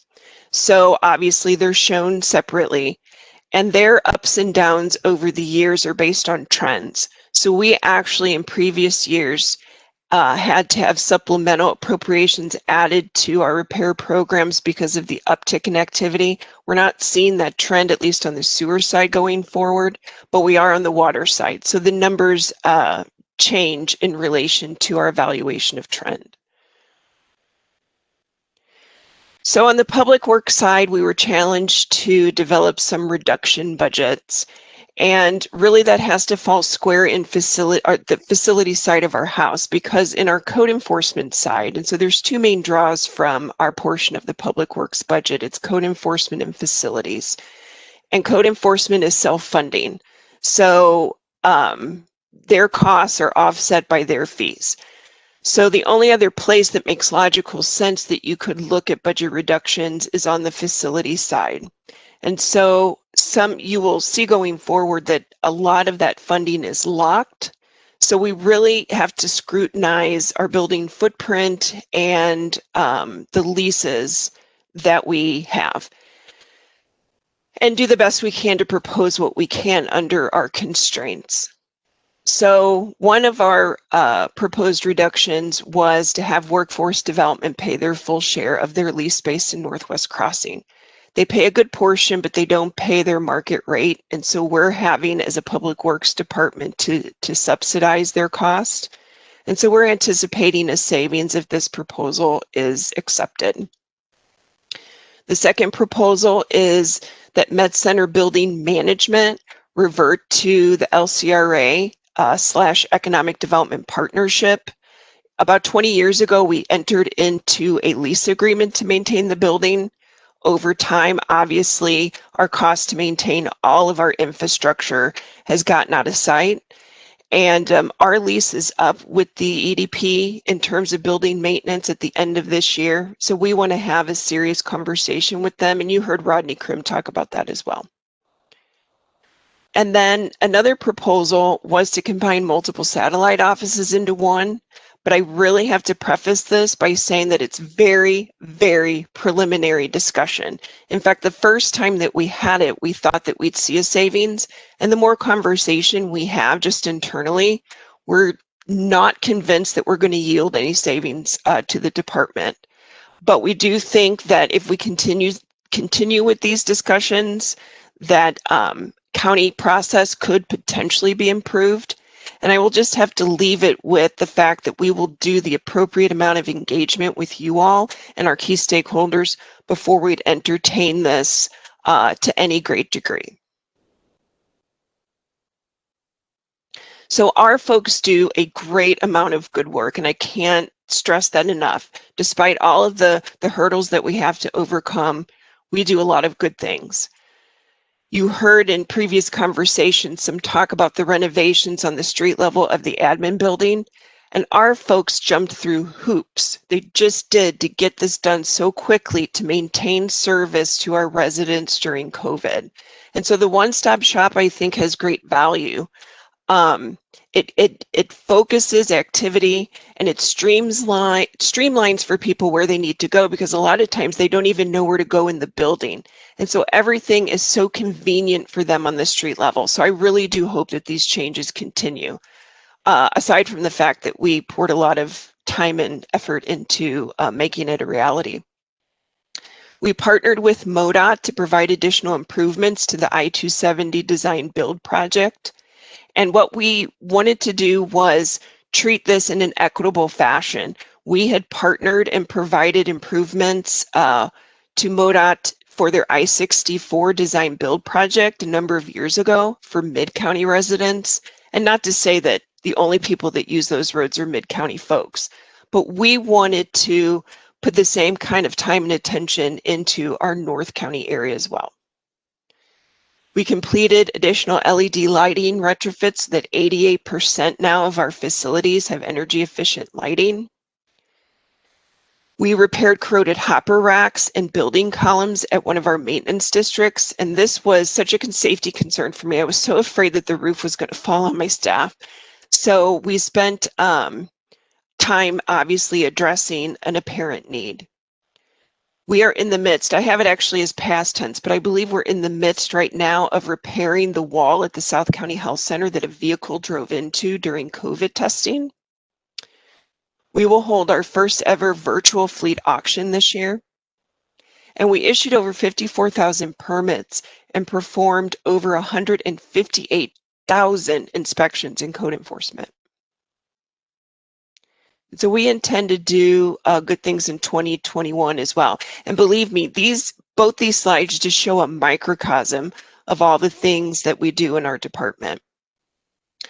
But we intend to renovate the administration building concourse level for IT and provide some telework and hoteling space as well. And this gives us a chance to move some other folks around in a very tight space that is the administration building. And hopefully by freeing up some space and moving people around, we can also, for example, take some groups out of the police annex and make that be more solely for the police. I mean, it's things like that that we have to work through, that utilizing this type space makes it possible that we do that. We plan to complete $38 million of transportation construction work, which includes $8 million of concrete replacement, to perform 5,000 grass cuttings and 900 property cleanups. Again, issuing thousands of permits, performing tens of thousands of inspections. These look like similar numbers, and they are, but it's a sweet spot for us. So sometimes we're a little bit higher and lower, but in either case, we do yeoman's work. We want to seal coat portions of the courts garage and design and construct a new fleet wash bay and streamline project development processes that will aid us overall in timely project execution. But we have some funding issues. So last year you saw in a slide like this, we've changed some information, obviously updated things, but you can see the myriad of ways that we're funded on the transportation side and the taxes that support that. So it's property tax, sales tax, gas tax, and federal reimbursement as well. And I can confidently say that all of that wrapped up does not meet the need that we have for capital improvements and operating costs. When you look at even the ADA transition plan, which is a requirement of ours to bring our facilities up to current ADA criteria, we're $200 million short. Our appropriations never, over the course of time, I've been here 19 years, they've never even exceeded $42 million, and what's in appropriations ends up in construction. And yet we really need, after evaluation, we need an appropriation in the level of $70 million to just keep our system in its current condition. And that's not just pavement, that's bridge, that's signal, that's a number of other things. And so the question usually is, gosh, these numbers are so big. What does it really buy me? Do you really need that much money? Surely you can do more with the money that you have. Well, $8 million just for overlay work buys us 16 centerline miles. Okay, so you say that sounds like a decent number, but that is only 1% of the 185 miles that we have rated fair to poor, and that's not even all the miles that we have. Now, you wouldn't necessarily do an overlay on a road rated 1, but it puts it in perspective, you know, how far or not far the money goes. Roads that should be rehabilitated on a 15-year cycle, we're not doing it on that cycle. We're doing it on a 20 to 25-year cycle. Intermediate road treatments have been dramatically reduced, and there's no funding for the new. Not that we don't do new things, but gone are the days of the bigger projects that have those long service lives that would really help us. But is it worth investing in our infrastructure? Absolutely, because we've already poured so much into the system that we have, the system that supports economic development, that supports goods movement, that supports freight movement, that supports us getting to see our family and buy groceries. $1.78 billion is the replacement value for the assets that we have in this county. It's tremendously important that we maintain that. On the public works side, as I had mentioned earlier, our two primary draws are code enforcement and facilities. Code enforcement is self-funding. So when we're talking about trying to move a needle and we're talking about trying to shave costs and reductions and things like that, we really kind of fall in that $19 million that we're showing for 2021, as if $19 million was really all we needed to maintain the system that we have, which it's not. We have 57 owned and leased facilities, 3.4 million square feet, and that $19 million is not enough. And here's the ways that we're locked in doing what we can do with that money. 42% is locked, which means it goes to utilities, rents, leases, and insurance. And unless you don't want a building with air conditioning and lights, or you want to forego a lease and pay the cost to break it, or you don't want insurance, that's locked. You can't do anything with it. So then we have salary and fringe. And if you were to contemplate that we can reduce our staff, just know that we need 40 positions to manage what we have. We only have 32 funded positions, and 14 of those 32 are vacant. So right now we are holding on to our system with 18 people instead of the 40 that we need.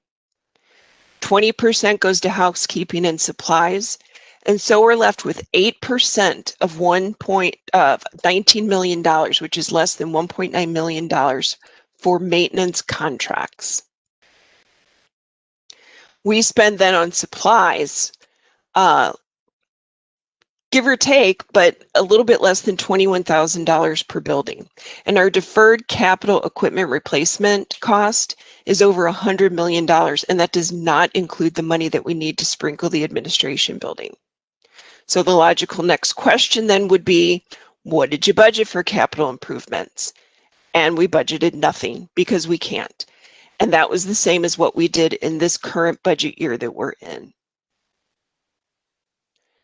So when we talk about staffing, and again, I say it's our most valuable resource, we have 725 positions in our department. That's 694 FTEs. So we have some seasonals and some intermittent folks. Our department vacancy and turnover rate is continuing to climb. We're at 14% year to date. We have less staff than we did last year. And when you compare 2020 to 2015, not only do we have less budgeted positions, but we have more than 3 times the vacancies. 90+ positions remain unfilled year over year. And our exit interviews say people are leaving for better pay. And I am not joking with you. I got another notice that somebody's leaving us in operations, and they stated, and I was going to read it, and I don't know if I can find it fast enough. They stated that they're leaving for better pay, and they wish they could stay, and they had wanted to stay, but we don't pay enough. So there's a cost to turnover. So when we're talking about debating whether or not we should invest in people, and I completely understand the issues with COVID, do not misunderstand my passion here. But when we're talking about having money to do what I perceive to be the right thing, and that's investing in our people, you've got to consider the yin to that yang. We are spending every year over $1 million hiring maintenance drivers for more than half of them to leave. That is a lot of money to barely get by. We are spending $30,000 a person and 9 months of training time to bring people up to a minimum proficiency in operations, only for them to leave. To me, that's not smart spending. Then on the design side, those staffing shortages and high turnover are affecting us in terms of errors and omissions because our staff is inexperienced, they're undertrained, and they're certainly overextended. We have weeks to months project delay correcting errors in the construction phase.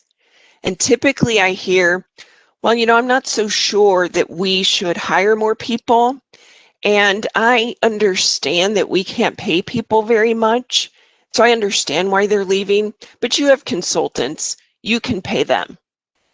Well, we're paying 75% more for design. The labor rates are 25% above ours. So again, it doesn't make sense to spend more instead of investing in people and letting our staff do what we used to do in greater volume years ago.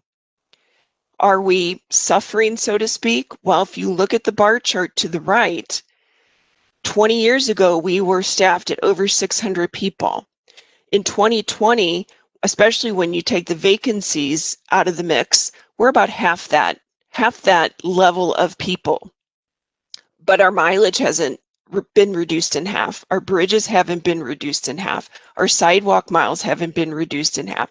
Our signals haven't been reduced in half. And yet we only have half the people to provide the service that we used to do 20 years ago. Plus, we have vacancies year over year. And we still see the cost of turnover being a problem on the public works side as well. So we still haven't been able to bring back the third shift in the Justice Center. We lack, as I mentioned before, a sufficient number of competent staff. And I'm not going to say that our staff is not competent. Our staff is doing the best work that they can, but we just need more of them. Our mechanics are only staffed at 81% level. We canceled 3,200 preventative maintenance work orders. It doesn't mean that we don't do preventative maintenance, but we don't do it to the level that we need to assure that we're not putting ourselves and our customers at greater risk. And on the code enforcement side, we're canceling inspections. We're not meeting our goals for permit issuance. We only started meeting more of our goals on the building permit review side because our activity dropped due to COVID. But you and I can both agree that we want 2020 to be done. I'm done with COVID. I think you guys can agree to that. So we can see with the bar charts on the right that we have reduced staffing on the code enforcement side and increased vacancies as well.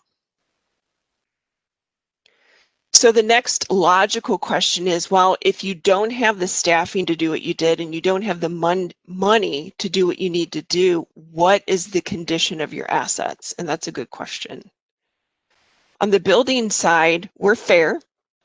Our average is about a 3.5 rating, which means half of our buildings are worse and half of them are better. But again, this is an area where I ask the question, is it worth putting money into what we have? We have a $500 million value, building value. Now, that's not to say that things don't run their life cycle and that it's time to sometimes build new when you can, if you can scrape the money together. But until that happens, we have to maintain what we have. And you can see by the green bars that we are not maintaining our buildings to the level that we need to. Our funded maintenance is $4.4 million. When I talked before on the pie chart and I said our contracts were at 8%, you've got to consider that you have supplies related to the work that we do in our buildings and we're paying labor. So we really are looking at, because this $4.4 million lumps in that contract work and so much more. But what we should be spending on our buildings is $17 million a year. So we're not hitting where we need to be. And these numbers then, these condition numbers in the blue circles will only go down over time. In our transportation operations group, what I say about our maintenance folks is that if you don't do what you need to do sufficiently on the capital side, then the outfall comes right to maintenance. It comes right to these guys and gals that are out in the field or in our buildings trying to shoehorn things together. So our guys do an amazing amount of work, and they always get praised, especially for snow. Now, they're not perfect, but they do a lot of good work, but they're having to work more overtime, and their production is decreasing because the people are not there to do it.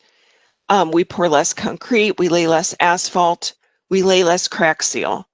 But if you're not doing the proper capital work, every time maintenance can't do their work, you end up with rubble. I mean, that's the direction. A roadway rated at a 1 is like rubble. And we don't want to be at rubble. On our project development side, the appropriations help us get into project development, and what we produce in project development and can bid leads to construction. We were planning to produce $59.3 million worth of activity to take into construction for 2020. We are only able to, we project, get to 26 million. And so you can see by this chart, based on things you've seen, in our budget detail, you can see the projects that are going to be delayed, not necessarily dropped, but delayed. And it really spans all over county. We've got McKelvey and Dealman in mid-county, Jennings up north, Baxter out west, Ballas and Berry mid-county. It's really all over. And that's again due to the prolonged issue with vacancies. And the panacea is not to put it all with consultants, because that costs more money.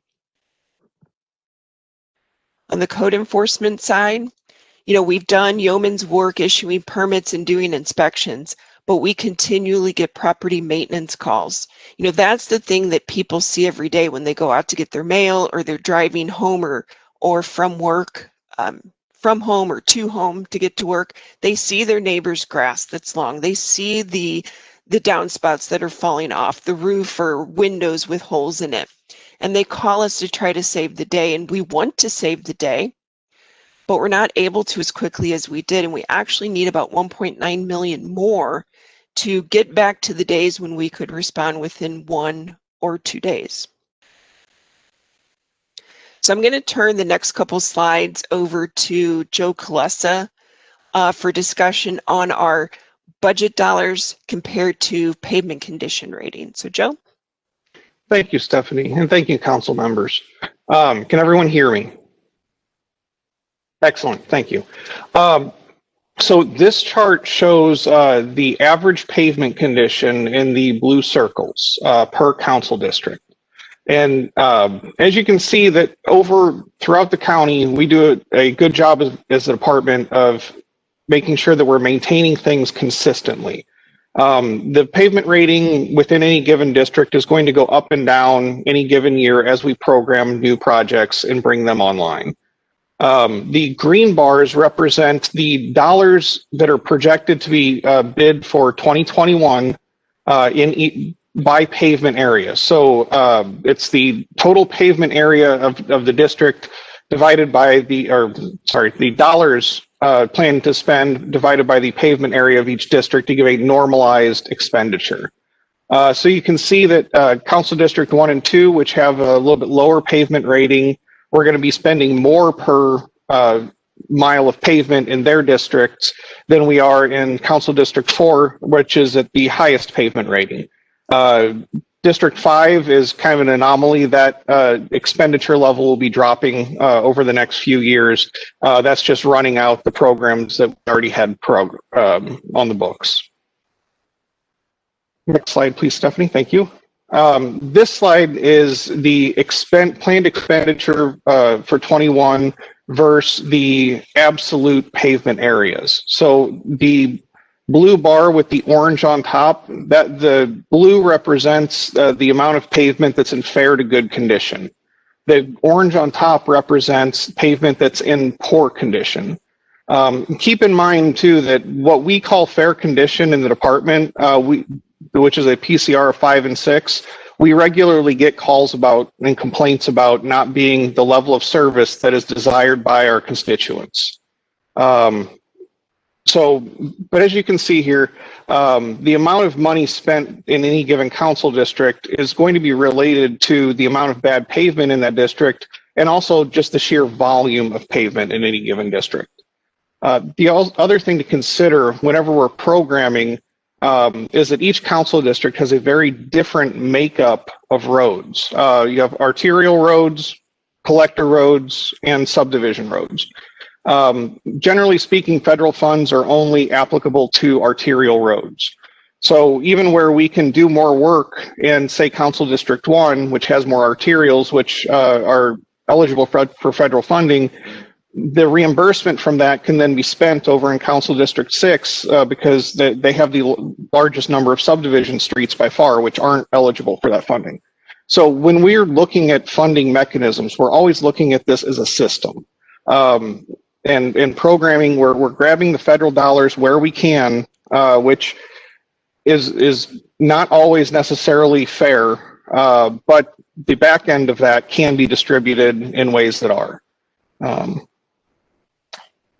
All right, Stephanie.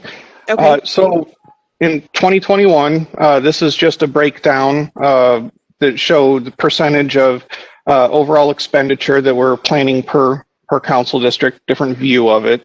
You can see that Council District 1 and 2 are about even at a fairly large percentage. Council District 6, again, is where the most money is being spent, but that's because that's where the most bad pavement is. And then when we go to the next slide, we see on the 5-year plan that expenditures for Council District 5 drop off from where they were in 21, and we start moving the money around, chasing those pavement ratings. You'll see that there's a unassigned non-federal category on this graph, and those are all the projects that subdivision, concrete replacement, collector overlays, things that we just don't plan that far in advance. So that's just not nailed down yet. And then unassigned federal dollars, those are the 2025 and on federal construction projects. We have dollars assigned so that we can compete for those funds, but we don't have any of those sites selected yet. And so this exhibit, I think, is great, and it speaks to the transparency comment that I made earlier. You know, on the 5-year plan, we have more time to address issues that you have and understand what calls you're getting, and you can understand the issues that we have and the condition of pavements that we're seeing. And it hopefully will breed an opportunity of understanding so that these numbers that might be great for some and shocking to others can be understood with images like what we went through here, where you can compare that expenditure against the condition ratings of the roads in your area. So we welcome a conversation with you all in that regard. So when I was talking earlier about the level of appropriation, and obviously what we appropriate then moves into construction, we'd really need to have a consistent appropriation year on year in the 70s to maintain our pavement in an acceptable condition, at least as we look to 2030. Obviously, that's not happening. We don't project it to happen. So our pavement over time, the condition will fall off unless we can change that in big ways.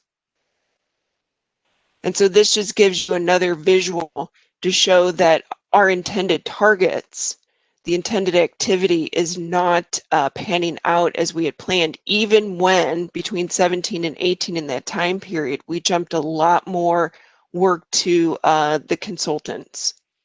So we are hopeful in 2021 that we will meet our target of $38 million, and then in 2022 be working on still a larger amount, but we're not so sure at this point.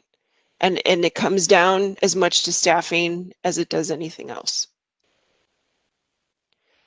So when we talk about new beginnings, because that's what I'm talking now in this part of the presentation, I'm going to make a pitch for our staff. I'm going to make a pitch for more resources for our assets. And I know the questions that you would have, because we've gotten them before, is what are you doing to be efficient? And there's a number of different ways you can do this. In terms of customer efficiency, we completed the street level improvements. You know, time for our customer, reduced frustration, ease of work, speaks to a dollar value in a way. And if nothing else, that is an efficiency in and of itself to get work done. We've made the building lighting upgrades. That's reduced energy consumption. That is square, a hard dollar amount that we can count. We made some improvements on our property acquisition process. And so now we're acquiring property faster for our road projects. That means we can button up the project sooner, we can get it to bid sooner, we can get the project constructed. That's really what the public cares about, I think, a lot, is seeing that these planned improvements actually get done for their enjoyment. In process, we are continuing to look at project delivery improvements. We want to reduce any risk to federal funding. Federal funding is such a big part of our revenue stream. Over the last 10 years, I've mentioned this, I think, to some or all of you. Over the last 10 years, we've brought in $194 million of federal surface transportation program funding. That's about $19 million a year. That's nothing to sneeze at all. And we don't ever want to risk that federal funding. And then our delivery process improvements would improve responsiveness and efficiency as well. And then we're in process working with IT on Acela enhancements. Again, not only to provide stability of the system that we have, but set us up for electronic plan review. With a hopeful implementation in 2022, we will have enhanced customer service. And then we're also looking at upgrading our asset management system, bringing in construction management into that framework as well, and using technology such as mobile apps to better pinpoint our assets, be able to identify them, work with them, design with them and around them, and produce plans faster based on the data that we have, and projects faster. So my last slide, I titled Fixing What's Broken. You can see by and this gets to, I guess, really some of the discussion that had been had earlier with Todd Martin and some of the comments that you all made. I'm going to say, because I represent not only 724 other people, but I represent myself. We are underpaid for the work that we do. And you can see by hard numbers that we've gotten based on what folks are telling us that they're leaving for, or that we see in other postings from other cities and counties, or we see when we compare ourselves to consultants, that we're not just 1 or 2% or 5% underpaid. And don't misunderstand, we will take 3%, we will take 4%, we will take 6% pay increases, but we are seriously short of market rates.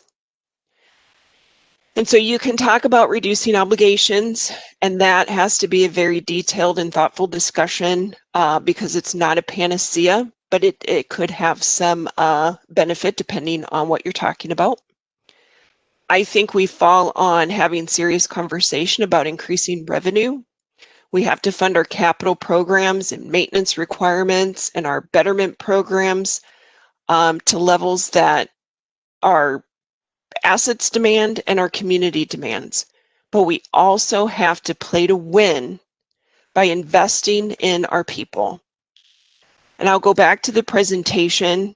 This is just how I see it in my mind. We can either invest in our people or we can spend millions of dollars year over year in turnover. We can invest in our people, or we can give our money to the consultants when we could and used to do more of that work in-house. I say play to win. It's what I tell my son, when he's playing sports and, pre-COVID, post-COVID, whatever time frame you're ever going to look at. We tell our kids, go to the goal. I know I shout it to my son all the time when he's on the field, go to the goal, go to the goal, because otherwise we're just dancing on the field. We've got to take the ball to the finish line. And I'm not dismissing nor underestimating the issues that we have with COVID, not at all. And hopefully you can believe and see my passion. I'm being very respectful, but I just feel that I'm the voice for my people and voice for myself. And I want to win. I want to be the community that I think our public wants our community to be. I want to be that. I want to give them the services that they want to the best that I can. I want to play to win. And I'm just asking you all to consider playing to win as well. Thank you. And we can open it up to any questions.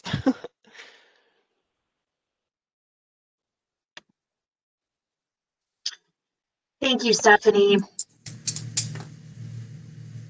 Pretty sobering presentation from you all. I remember feeling like this last year as well. Not much has changed since, other than COVID, of course, which has only made our challenges worse, but the challenges that you all, your department, have been facing, not much has changed, and that's unfortunate. So I would like to offer the council members an opportunity to ask any questions of Stephanie and her team. Well, Madam Chair. Go ahead, Councilman Days. Thank you. Stephanie, I do appreciate your passion for this, and you are really echoing what was told to us earlier when before you got into this position as interim. I believe Dan was there, and so he articulated the same concerns, and of course nothing has been done about it, and I'm not sure where that lies. But I just wanted to ask you one specific question about your budget. And it is on page 136 of the budget, and it has to do with the special program funding. And there seems to be quite a bit of increase in that, and I was curious about what is that? Well, I don't know specifically. Rebecca, would you be able to?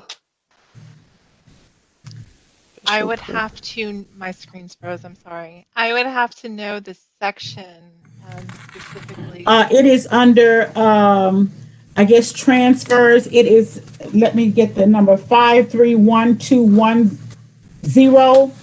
Right.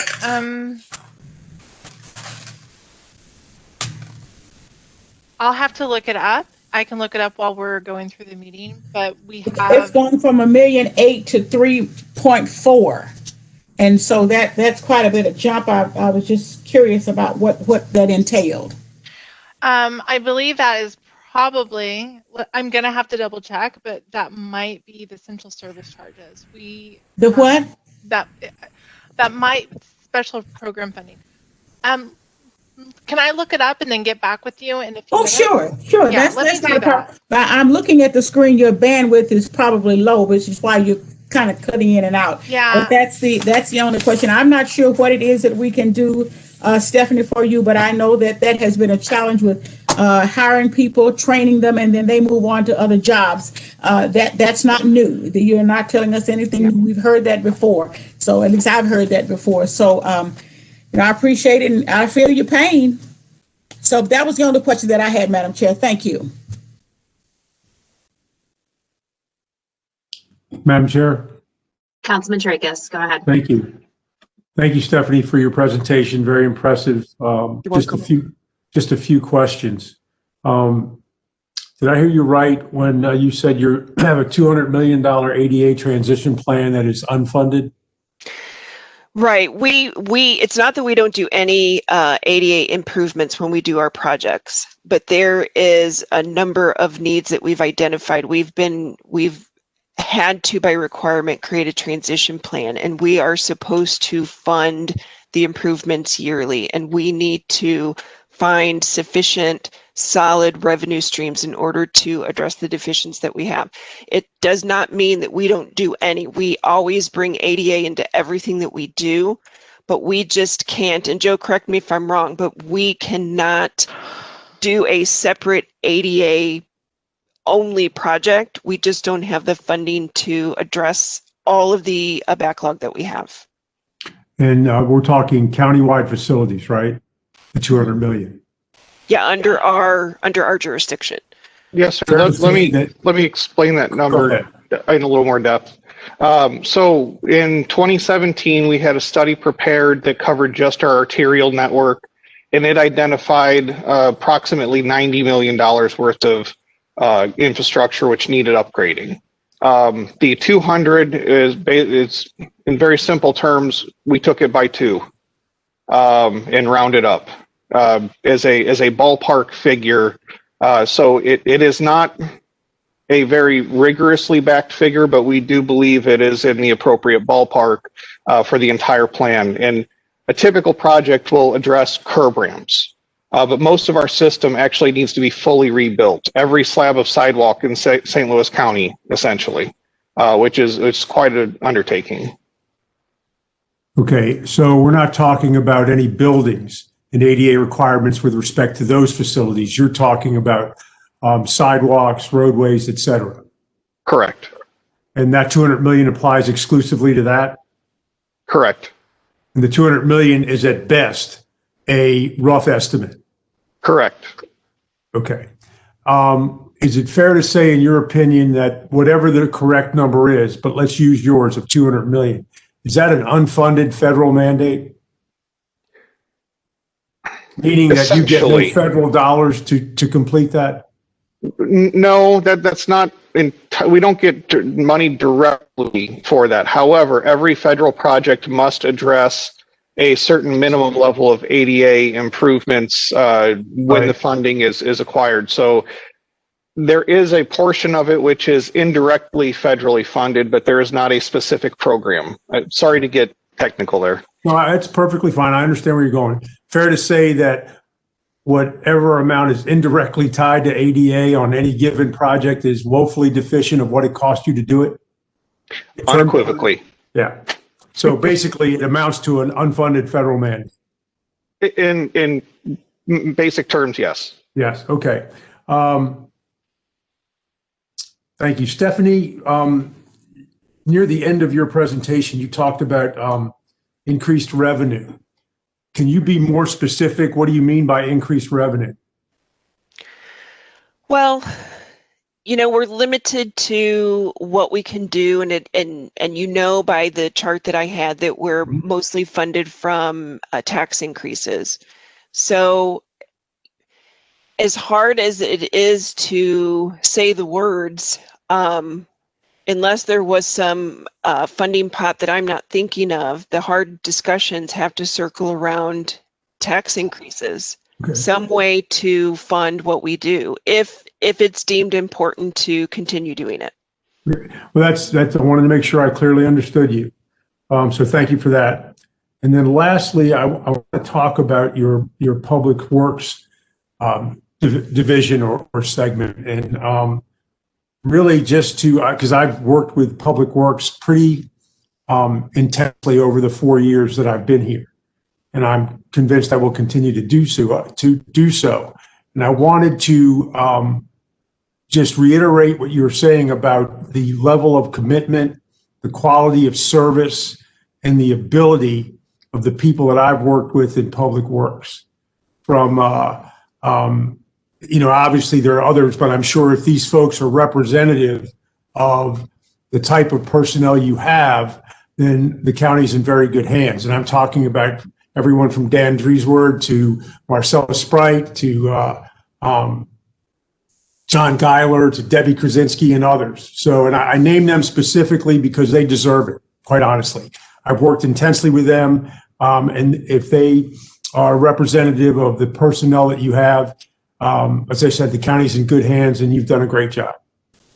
Well, thank you. They are very great representations, and we do have a lot of folks that work as hard as those folks. They are passionate about what they do. And it goes back to the comment about service to community. I mean, Dan's group is square service to community because it's very external facing. And the situations that they have to deal with are never easy. They're always complex. There's a lot of emotion usually tied to it because you're talking about usually people's homes or their businesses, things that they've poured a lot of time and effort into. So they are a great representation of our group, and they do work wonderfully and represent us well. As you say, yeoman's job, no question about it. So thank you for your time and your presentation, your passion. And obviously we have some challenges in front of us, and we'll just have to see how we can meet those challenges. But thank you. Thank you, Madam Chair. Okay. Madam Chair. Councilman Harder. Hey, thank you for your presentation. And again, it's very sobering. We got smacked in the face with the similar presentation last year. And like I said, it hasn't gotten too much better. You said that the transportation budget is funded by a tax. What tax is that? Is it a sales tax or property tax? It's a number of different things. It's on our road and bridge side, it's property tax with some user fees. We have on our capital side, our transportation trust fund is sales tax split with Metro. We have gas tax that supports our road and bridge fund and our FAU fund. And then we also have federal reimbursement. So we actually run the gamut on taxes. Franchise fees as well. And franchise fees, yeah, that was in the road and bridge side. And how much control do we have over those tax streams? All federal or state run? I know the gas tax is a formula that is definitely led by the state. Counties only get a portion, an allocation, if you will, from the state revenue, and munis also get a portion. So whatever we were to change about the allocation to us were to upset the apple cart for others. I've actually done in the past a white paper on that, looking at different ways that we could do that, but I'm sure someone would cry foul in as much as what I gain, someone else loses. In terms of the other taxes and what we're able to do and when we're able to do that, I'd have to defer to Paul Kreidler. The sales tax that we split with Metro, you know, I think that is probably a concerted conversation that doesn't just land squarely with, you know, someone like Paul or myself, but could be a joint discussion with Metro. They're never going to acknowledge needing anything less, but I do say that we anecdotally know that or believe that they give pay raises with their portion that we're not able to do. We have seen that at one time we only had a 60-40 split where we were on the losing side of it. And then in circa 2009, Gary Earls, if you remember him, worked some kind of magic to change the split to 50-50. And a few years ago, that split was changed. And I don't really know who was in that conversation when it was far more in our favor. And then it's come back down to a 50-50 split, and that's what we're projecting going forward at this point. So I can't say exactly who is the best people to be in the conversation, but I think if a number of voices speak up, that is a way that we can help shore up what we're doing. But that whole revenue source is about, and I'm going from memory now, $84 million that we split. I'm going to say between 80 and 84. And again, I'm going from memory. So, you know, at any one time, our portion is only 39, 40, 41 million. So you're not talking, if we had 100% of that funding, we'd still only be talking about, you know, 40 million more than we got. I would take 40 million. Okay, don't misunderstand. But it's not like that's going to bring in the 200 million we need for the ADA enhancements or anything like that. But every little bit helps, for sure. So out of all these sources, buckets, if you want to call it that, for income, what would we need to get out of all these sources to get us on a positive trajectory to build our infrastructure and pay raises and things back up again? How much would you think we need over what we're getting now? Well, we were saying that, or in the presentation, an appropriation level just for our transportation assets would have to be in the $70 million range. Our appropriation for 2021 on the capital side of the transportation, capital side of the highway department side of our house is only 28.5 million. Our highest appropriation was at 42. So we'd need to come up with another $30 million just for that alone to take care of our assets. We estimated the year before last that a 15% raise, we would need 4.5 million for transportation and about 2.2 for public works. So you're talking collectively for our department that we'd need about $6.5 million for a 15% raise if that, So obviously those adjustments have to carry year over year, but that is the ballpark that we're talking about. Okay, well, I guess that's a question with Paul Kreidler to figure out where we'd need to go, because this seems to be somewhat of a revenue problem. Your expenses, you seem to be managing that and doing a lot with very little.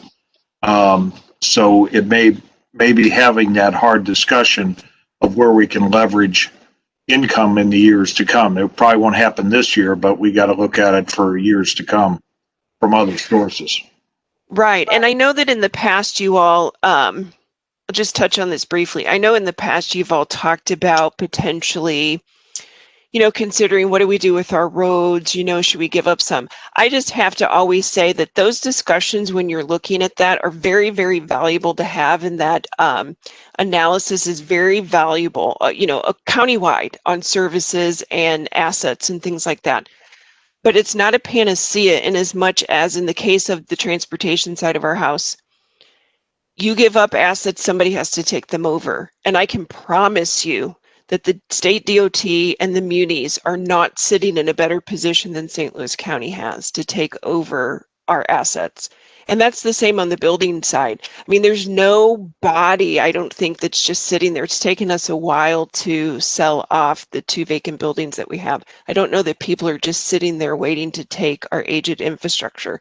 So that's why I fall into the increasing revenue side, because I actually think that those discussions will take longer and be more intense, and something that we need to start doing now. Okay, thank you. Anyone else? Madam Chair, Go ahead, Councilman Tracus. thank you, and apologize for this, but I have a question for the counselor, if they're present. Are they? Yes, I see Jen on the line. She nodded her head. I am here, Okay. sir. Thank you, Jen. I'm just wondering, and you may not have the answer today, you can just get back to us, whether or not the county has the ability to at least consider a tax on gasoline that would inure to the county and then eventually the Department of Transportation. We can Or is that something that certainly can only be done at the state level? we can certainly look into that and get back to you with an answer, sir. All right. Thank you. Anyone else? It looks like Councilman Fitch had to step away.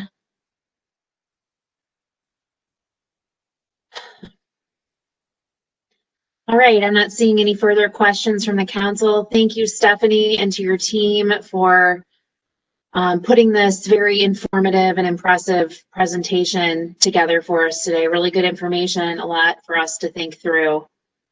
Lots of hard decisions, so thank you. Well, and thank you for your time as well. We are going to go ahead and reschedule our next department hearing. We were going to hear from public administration today, but I am conscious of the time. We have We've gone through a lot this afternoon and have gone a little bit over time, and I'm concerned about being able to maintain a quorum much past 5 o'clock. So I've been working with Chris Howard to reschedule them for next week, I believe. I think we're shooting for Tuesday, the 24th at 3 o'clock, but that will be confirmed as soon as we are able to. So with that, we will move on to the next portion of our agenda, which is public comments. Diane, I think, please confirm, but I believe you shared with me we have no public comments. Is that correct? That is correct, Madam Chair. Okay. Did you hear me?